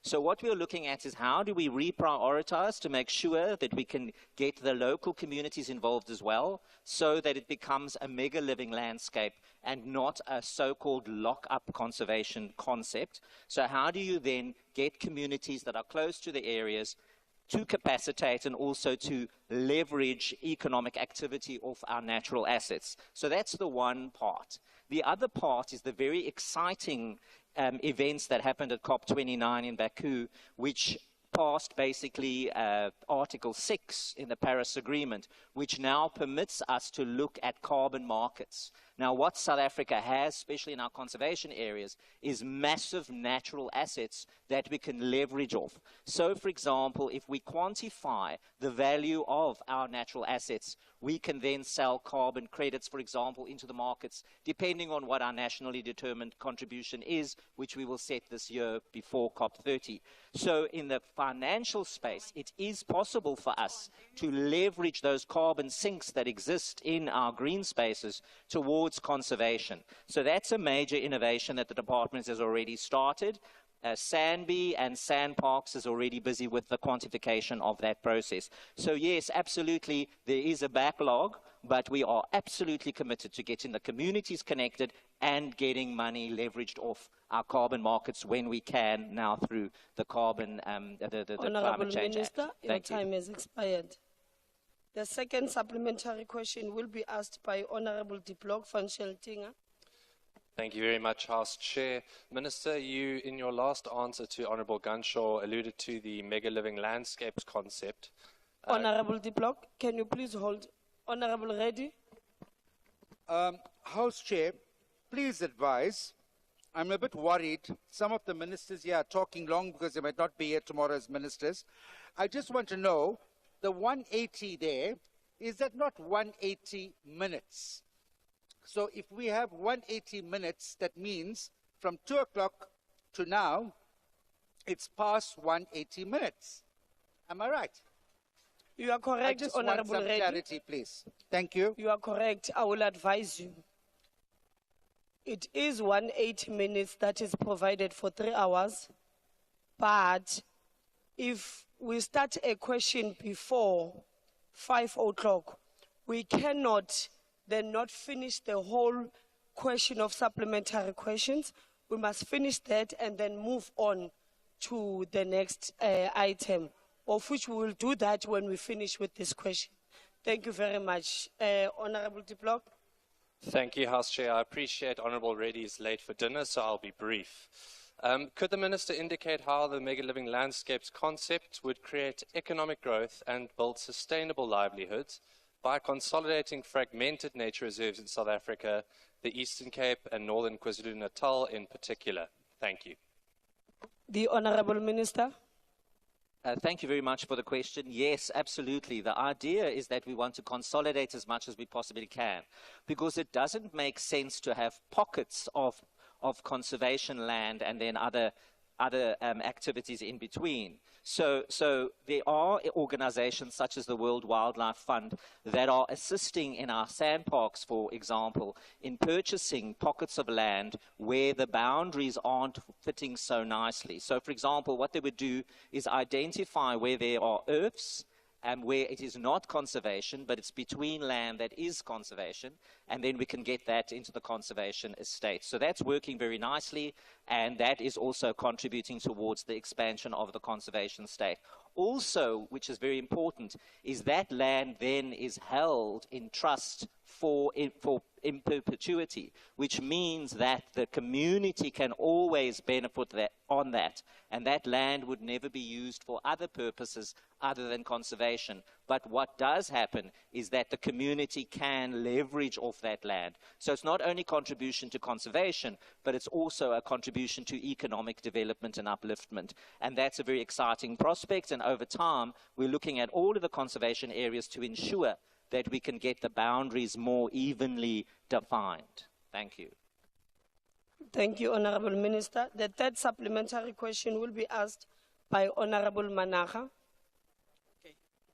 Ndolibua House Chair, given the challenges of inadequate funding, poor staffing and enforcement in many existing conservation areas, and what you just outlined, Minister, we need specific financial, legislative, as well as capacity building measures that your department is planning to implement to ensure that both existing and new conservation areas are effectively managed and contribute meaningfully towards the attainment of 30 by 30 targets.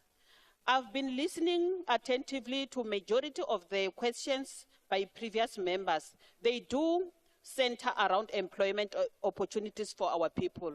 Mr. Minister, what specific strategies and initiatives is your department implementing to create sustainable employment opportunities within conservation areas to ensure that local communities benefit from the conservation-related economic activities Honorable in their own areas? your time has expired.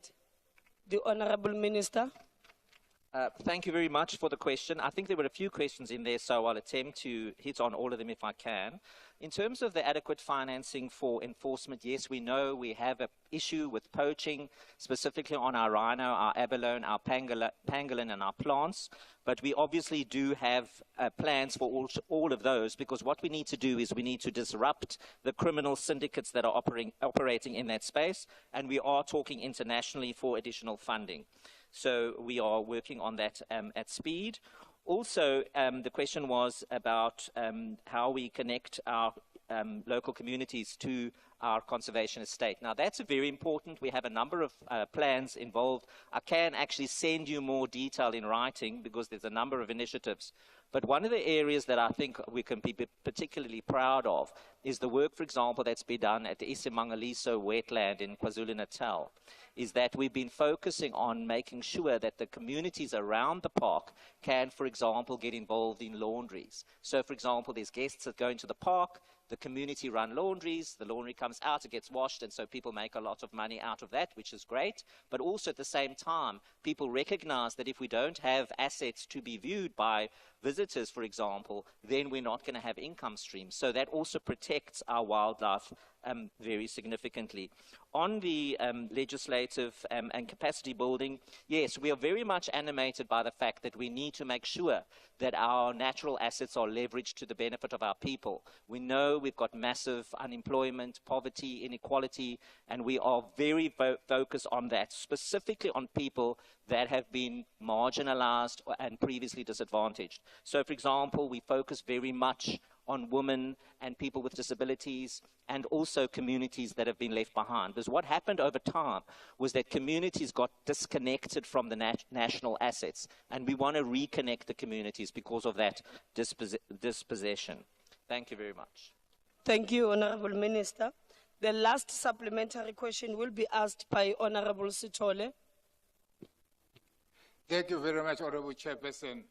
Honorable Minister, considering the significant role that local communities played in the success of conservation areas, how does the department plan to engage and empower these communities to actively contribute to the management and sustainability sustainability of both existing and new conservation areas? I thank you, Honorable Chair. Thank you. The Honorable Minister. Thank you very much for that question. We are very animated by the fact that things are not happening in isolation. So there are human beings that are living close to wildlife, for example, or other natural assets, and it doesn't make any sense for them to be not integrated. So our model basically focuses on looking at saying, what are the communities that are close by to the assets? How do we make sure that they can leverage off them, we can connect to them, and in that way, we engage with communities. So we actually have got, specifically Deputy Minister Singh, that's one of his allocations, is he talks to the communities that are close to these assets. So that's working very nicely. Also, particularly an example I can give you is that there have been land claims in the Kruger Park. There's one at the moment, so I won't go into a lot of detail on it, but essentially what we try to do is to say that if there is this claim, how do we then connect the people to the land that they were dispossessed of, but at the same time keep the park sustainable. So in instances, people do not want to actually live in the park, obviously, but they want to get the benefit from it. So we're looking at those models of how do we actually make sure that the people that were in fact dispossessed, how do they then get an asset that's buildable, that can actually be annuity income over time, and then they can build it over generations, so that the generations don't get disconnected from the land, and also they get the financial benefit to which they are entitled.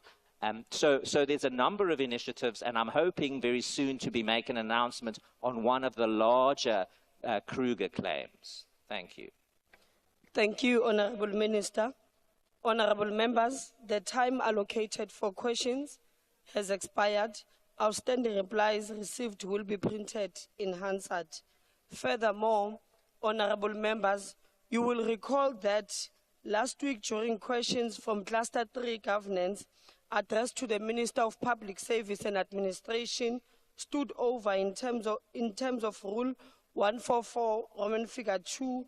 These questions will be taken out of cluster today in terms of Rule 138, Roman figure 5. Consequently, an additional 30 minutes will be added to today's question time for this purpose as provided in terms of Rule 138, Roman figure 5b. I now take question number 236, which has been asked by Honorable J.N. de Villiers to the Minister of Public Service and Administration. The question is about total number of departments that are complying with the compulsory lifestyle audit and not complying. The Honorable Minister. Thank you very much, House Chair. May I ask for indulgence for a minute before I address the questions? Last week... Continue, Minister. Yes, last week there was an issue of my absence here, which suggested that I don't respect this House together with the Deputy Minister. Therefore, I think I should address this and apologize to the two particular members of MK for being hospitalized, and to tell them also, rather take them into my confidence, to say the previous day when I was here, it was out of total respect of this House, because the DM had a serious challenge also. I had to ask for a pass out in hospital to come and present the bill. Therefore, there is a serious question that this House needs to explain as to how can those who are an offspring of corruption, total compromised character, and also lack of integrity can judge those who are an embodiment of honesty and integrity. I do also want to thank Honorable Swart for defending me in that particular day, but those two members should ask themselves this particular question, because we know who they are and where they are coming from. Thank you, Chair. Thank you, Honorable Minister. We cannot engage in that. Now we'll be dealing with questions, but we appreciate the apology that you have forwarded, but we will not engage in that discussion now. We'll go straight to the question that I have read, and I will give you now an opportunity to respond to that. Thank you.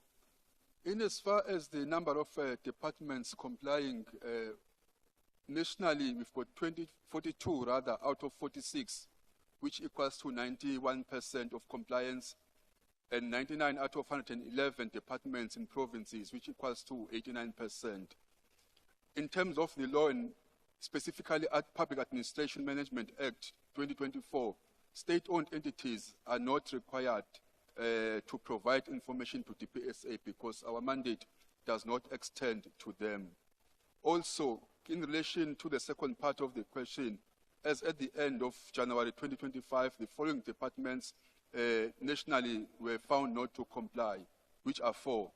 That is military veteran, IPID, public works and infrastructure, and science and innovation. Provincially, we've got 12 which are not complying. Gauteng has 2, which is agriculture and rural development, road and transport. Limpopo has 3, which is corporate governance, human settlement and child affairs, education and provincial treasury. Mpumalanga has 1, which is human settlement, and Northwest has 4, which is cooperative governance and child affairs, Human Settlement, the Office of the Premier, and Social Development. Northern Cape has also one, which is Transport and Safety and Liaison. Western Cape has also one, which is Local Government. I must also place on record that the state security agents is not under the obligation to also report their lifestyle information to DPSA for similar reasons that our mandate does not extend to them. However, Chair, our department tries to assist departments that are struggling in terms of the template as to how they can report, and also we send staff physically to go and help them. Thank you. Thank you very much, Honorable Minister. The first supplementary question will be asked by Honorable de Villiers. Thank you very much, Chair. Minister, the government approved compulsory guidelines for audits on public servants in both national and provincial departments in terms of lifestyle audits. For them to be successful, there needs to be consequences for public servants who fail these lifestyle audits and departments that fail to implement the audits. What consequence management will you be doing to ensure that lifestyle audits are implemented successfully? Thank you. The Honorable Minister. It is our commitment, Honorable Member, that all departments comply. However, it will be difficult to preempt as to why those departments didn't comply.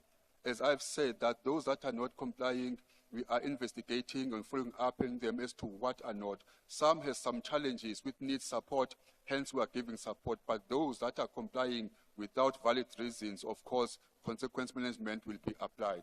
Thank you. Thank you. The second supplementary question will be asked by Honorable Malinga. Thank you, Madam Speaker. It's Honorable Matutu. Continue, Honorable Member. Mandibulise kumzansi Afrika mbambo zone zomhlaba nganga nenziba zayo. Umbuzo wami kuMinister.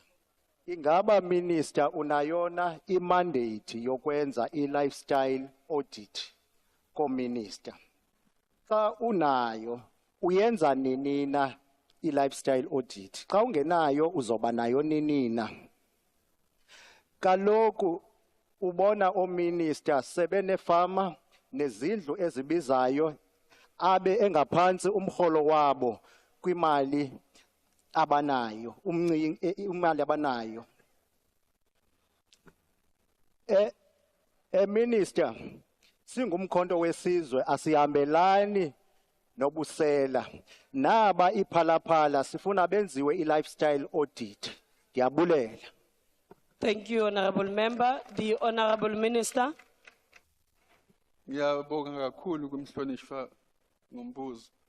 Cha, umnyango lo wakwa DPSA awugamanxeli kongqongqoshe njengoba nawe wazi ukuthi kongqongqoshe baqhashwa umongameli. Ngakho ke okwamanje awukho umthetho othi singagamanxa kulokho. Siyavumelana sonke ukuthi ke inkohlakalo into esingayithandi. Siyakuzwa ke futhi nokubekayo ukuthi ongqongqoshe laba babonakala benomcebo ongaphezulu kwezinkece abanazo.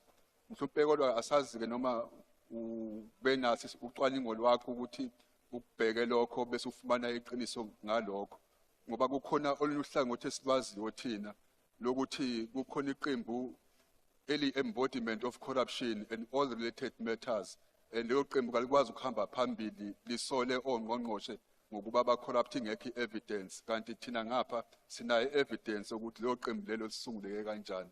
Ngiyabonga. Thank you, Honorable Minister. The third supplementary question will be asked by Honorable Delisha. Thank you very much, Chair. Minister, given the widespread concerns about transparency and accountability, can you provide a detailed breakdown of the reasons behind the non-compliance of certain departments with the lifestyle audit, and outline any actions being taken to hold these departments accountable for failing to adhere to these guidelines? Thank you very much, Chair. Thank you, Honorable Member. The Honorable Minister. Thank you very much, Chair, and also for the member. As I said, that is our commitment that all departments comply. And if you look at the numbers, we can safely say many departments are complying, and that should be a credit to the departments themselves for enforcing lifestyle audit. But however, we want to have 100%. In those areas where we are lacking, I've mentioned that some of those departments are not because there is a mischief that has been identified, but it's because of lack of capacity, and the department is providing such help. But in those cases where we found that there is an issue, we can then provide those information to the member of that particular finding about that particular individual. Thank you. Thank you, Honorable Minister. The last supplementary question will be asked by Honorable Thring. Thank you, House Chair. Honorable Minister, on behalf of Honorable Swart, the ACDP is pleased to see that you have recovered from your illness. Minister, this House unanimously supported the Public Service Commission bill recently, which intends to assist the Commission in ensuring a corrupt-free and capable public service. One of the ways of achieving this is lifestyle audits, which from 1 April 2021 are compulsory for all national provincial departments and guided by Regulation 22 of the Public Service Act of 1993. In view of this, the ACDP finds it regrettable that this compulsory guideline is yet to be fully complied with. Now, Minister, given that at the end of March 2024, the Hawks were carrying out some 18,000 cases covering all types of crime, and only 5,600 of these were before the courts, is the Minister not concerned that when lifestyle audits trigger criminal investigations, there is an inordinate delay in finalizing these matters and recovering ill-gotten gains, with public servants often suspended on full pay? If so, is the Honourable Minister engaging with the Ministers of Police Justice your time to has expedite expired. these matters? Thank you. The Honourable Minister. Thank you very much, House Chair. Of course, the member will appreciate that we are all concerned about the number of cases which are not finalized. But that does not really speak to the department, because we all know that matters of prosecution and all the likes form part of the Justice Department. However, we do have engagements from time to time in making sure that we really fast-track those. And we must also remember that the Department of Justice itself has a number of challenges in terms of staffing and all that, which speaks to our financial constraints. So to address all these matters, we need to have an overall approach, appreciating our challenges as government. But we are concerned, and we are putting efforts in place to make sure that we address such matters. And the bill itself wants to assist us in taking our work forward. Thank you. Thank you, Honourable Minister. Honourable members, we move to question 264, which has been asked by Honourable PP Klaban Chaba to the Minister of Public Service and Administration. The question is about the total number of foreign nationals that have been appointed by the state in the 2024-2025 financial year, and plans in place to ensure increased appointment of skilled South Africans by the state in the health and educational sector. The Honourable Minister. Thank you very much, House Chair, and also from the member.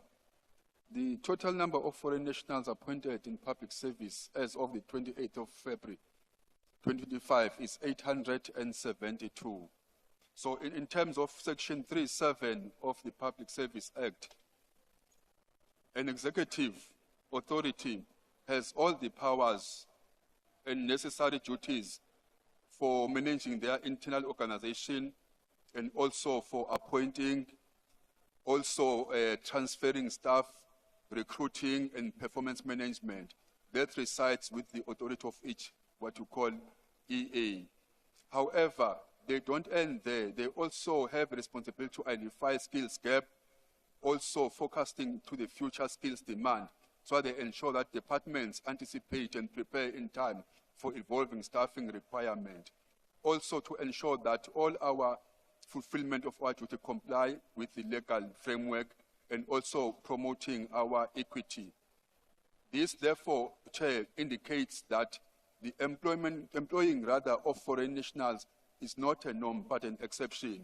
This also serves as a measure to ensure that targeted training in skills is also fulfilled. By fulfilling this responsibility by EAs, they are also ensuring that we don't rely on foreign nationals while strengthening the public service capacity. And I must emphasize that it is not the intention of the state to employ foreign nationals, but only when there is a need for that. And we do provide some provisions to make sure that in future we address such. Thanks. Thank you, Honorable Minister. The first supplementary question will be asked by Honorable Chaba. Angibonge kakhulu kwesihlalo. Ngqongqoshe ohloniphekile. Is there any government program to transfer critical skills from foreign nationals employed by the public service to our citizens? I thank you, sir.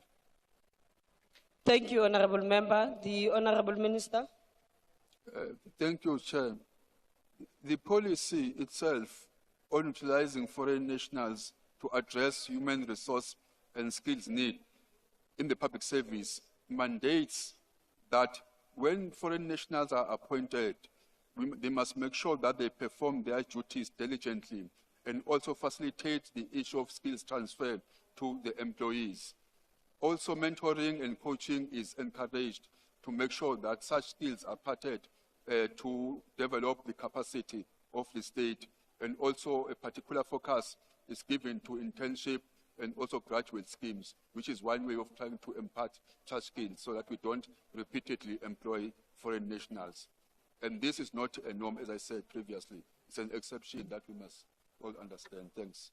Thank you, Honorable Minister. The second supplementary question will be asked by Honorable Lonzi. No, thank you very much. I think we want to know from the Minister. Minister, have you ever seen the critical skills list?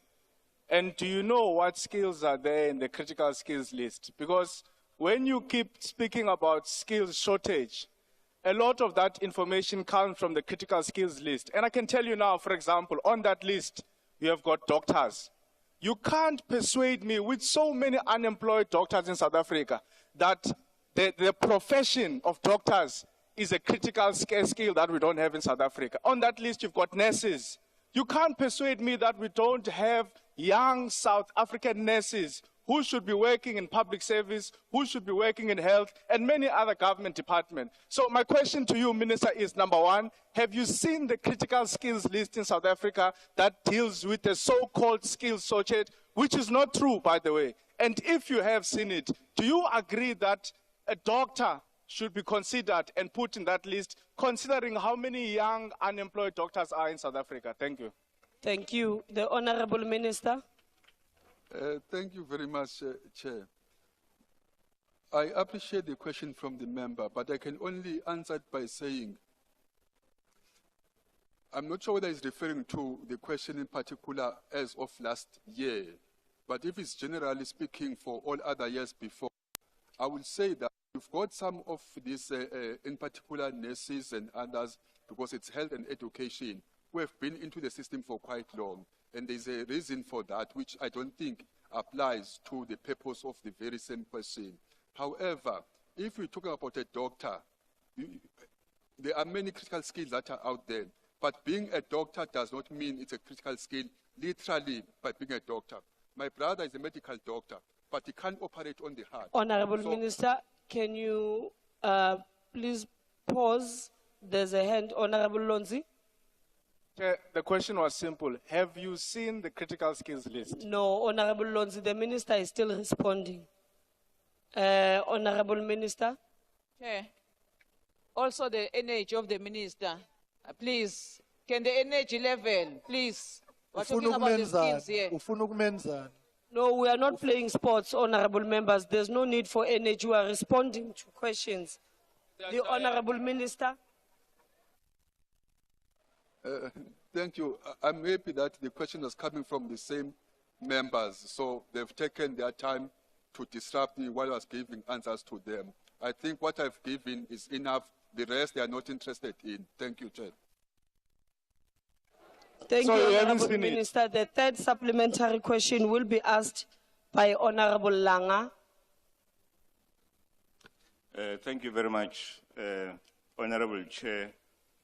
Now, Minister, on a more respectable approach or manner, what specific steps has the department taken to audit and verify the qualifications and work permits of all foreign nationals currently employed in the public health and education sectors? If not, why?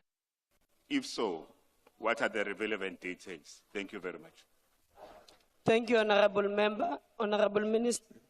Thank you, Chair.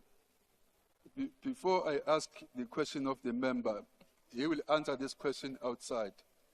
Because somebody asked me when I was doing my constituency to say, how does he feel to be part of the IFP? Because IFP is a part of integrity, and to wear a suit every time he comes to this respective house. He will answer me outside. Honorable Member, the EAs, as I've said, they have powers to actually manage matters of their departments. So your question is therefore particular in to say what do we do as a department to do the skills audit. I will say therefore that those EAs are responsible for doing that, and because they are responsible for their department. But we believe that in their execution of their duties, because they are honorable members, they actually apply due diligence to make sure that people who are employed are fit for the purpose. They've got all the required, what you call skills, which are needed, because here we're talking about critical skills and not anything else. And thank you so much, Chair. Thank you. The last supplementary question will be asked by Honorable Matopa.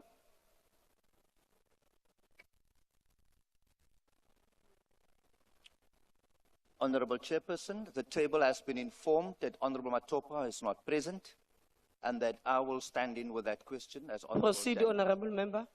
Thank you so much.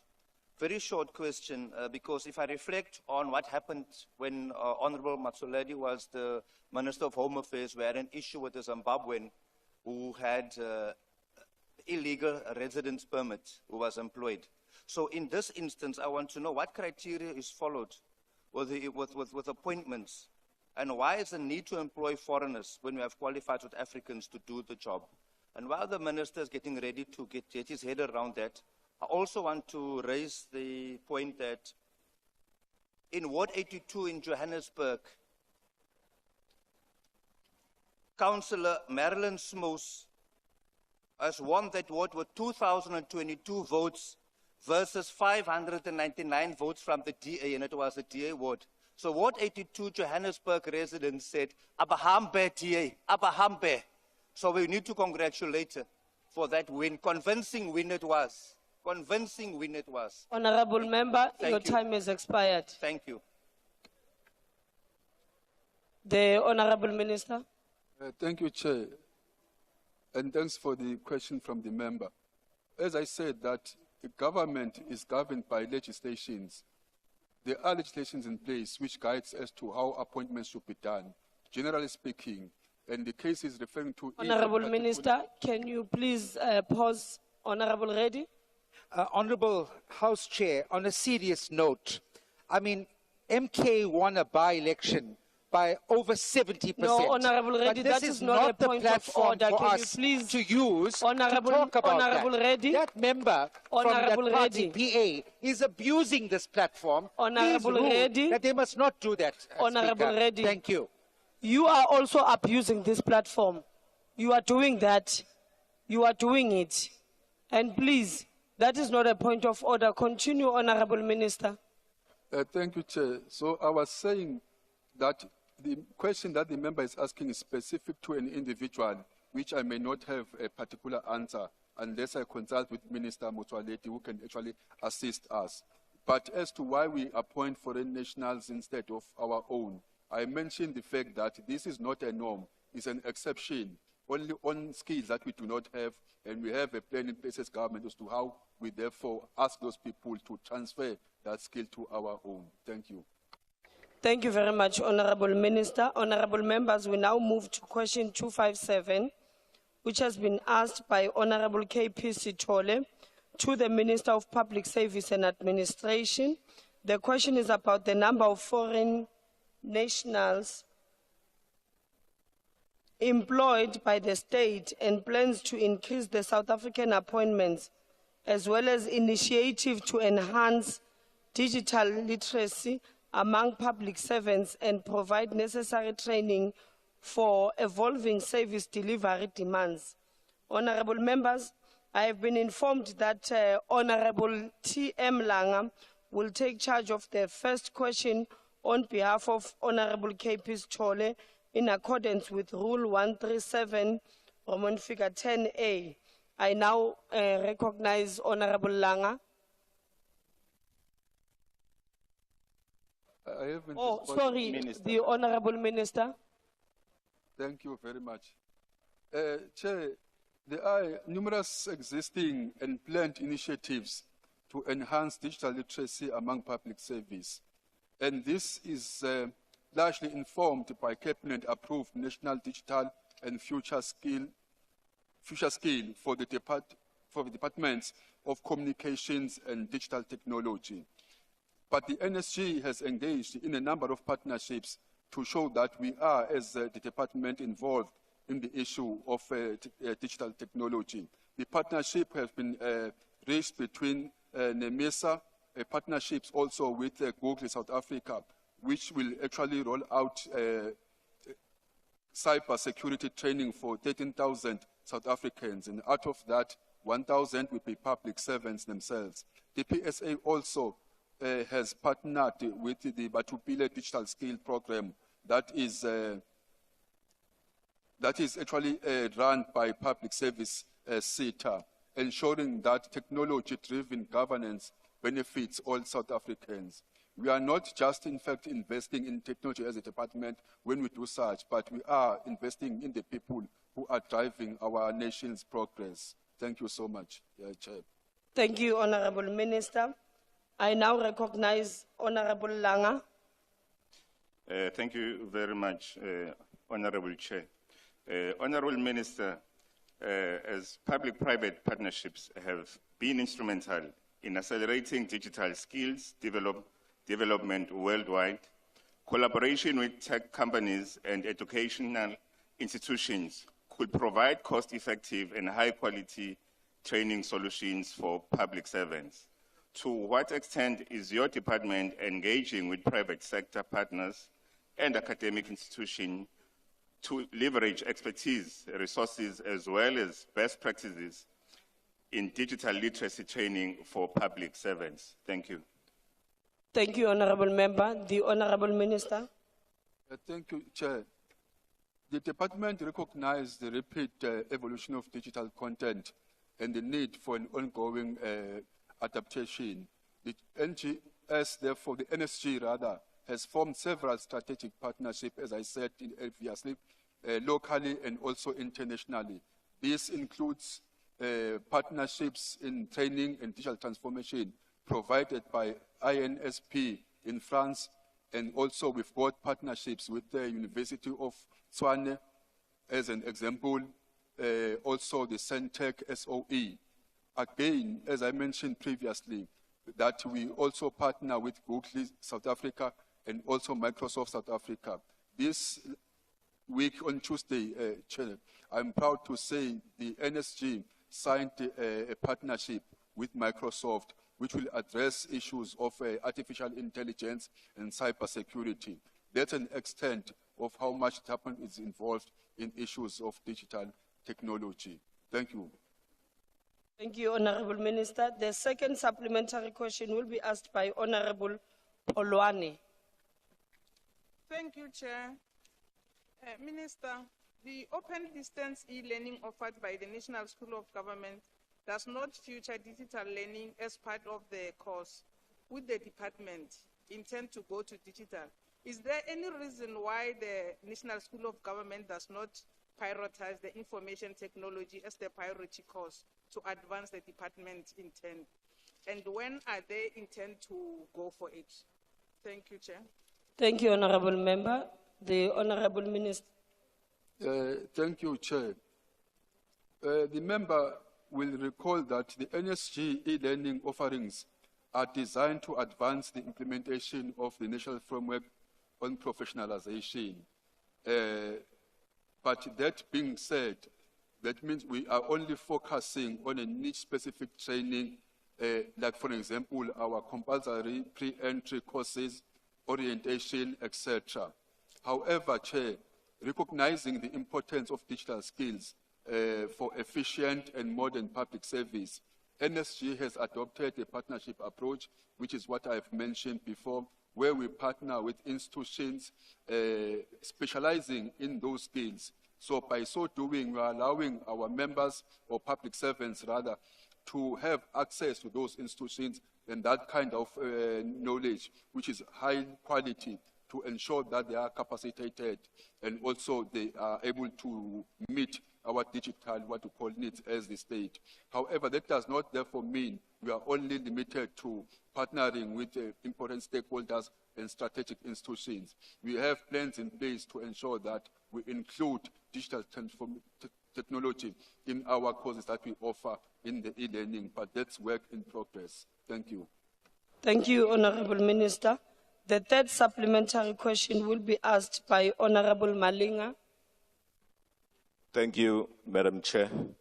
Honorable Minister, in the light of growing government wage bill and its strain on the national budget, what are the alternative cost containment measures such as reducing non-essential benefits, implementing performance-based salary adjustment, or streamlining administrative structure to improve efficiency without compromising service delivery that has been implemented by your department?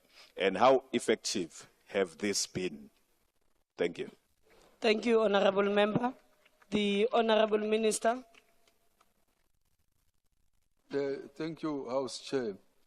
I think as much as the member's question is very important, but it's outside the main question, so I prefer to answer him outside the House. Thank you.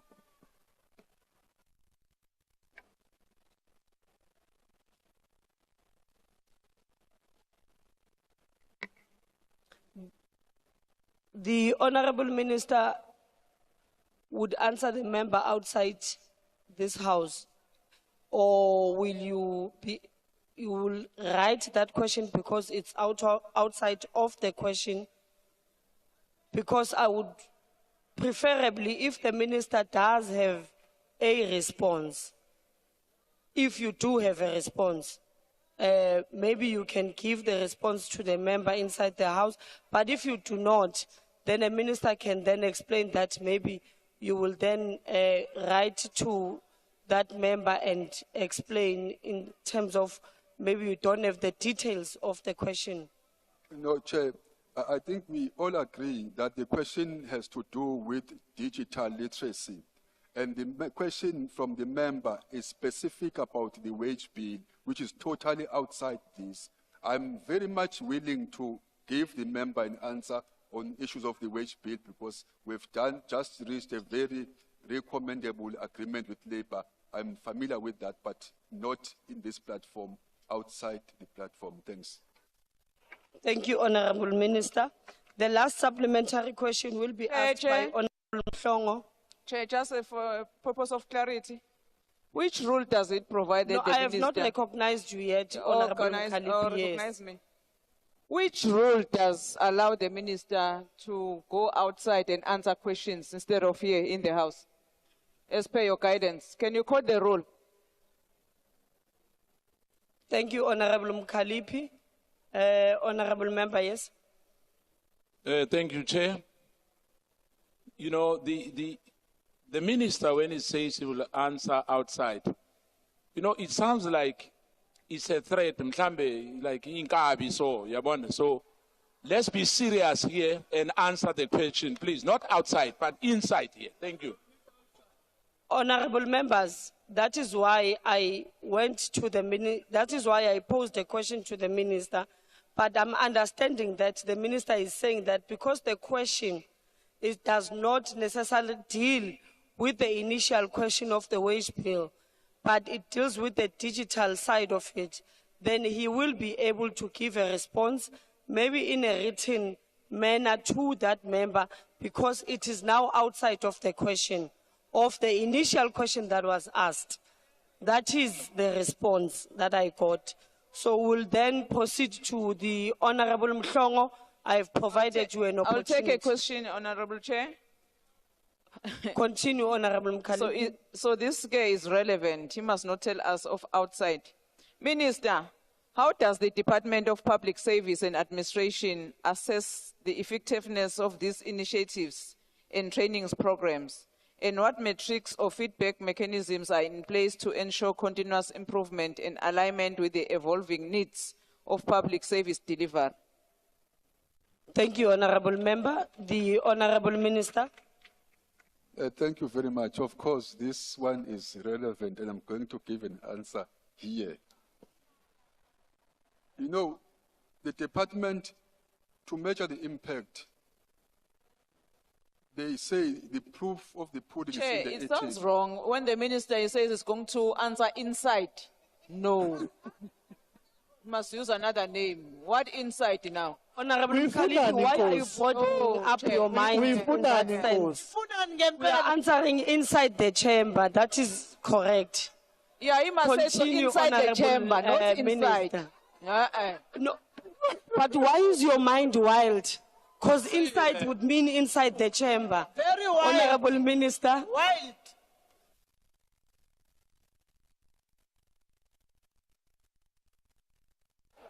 Is white. But, Honorable Chair, I really don't think that members should be doing what they are doing. All I was saying is that it's often said that the proof of the pudding is in the eating. How we measure the impact of our programs is through assessment and feedback from the very citizens that we are serving, because it's the only way you can measure how much you are making an impact and how much your programs are assisting. So all that we do, even all our initiatives, they are informed by the end user, which is the people of this country who receive our services, because all that we have known as government is that the public is not passive recipients of governance. They are part of it, and all our programs, even the digital technology that we introduce, it should not leave everyone outside. We must go with them and make sure that it advances our cause in terms of service delivery, as to how much services we are able to deliver, at what speed, and how much our people are satisfied with what we offer. And we improve from time to time to make sure that we meet the expectations of the public. Thank you. Thank you, Honorable Minister. Honorable Mkhalipi, at a daycare, they would usually tell kids that you are very naughty. You must go to a naughty corner. I think as members of parliament, we must find a term in the rules committee that how then do we pose it, the issues of inside and outside. But honorable members, the 30 minutes that has been allocated to questions has now expired. Honorable Malinga. Thank you, Madam Chair. I just want to check that, is it parliamentary that female will be answered inside and male answered outside? We have passed that. You are very late. The outstanding replies received will be printed in Hansard. I request now members to stand and wait for the presiding officer and the mace to leave the chamber. That concludes the business of the day, and the House is adjourned. It's not inside, it's on top.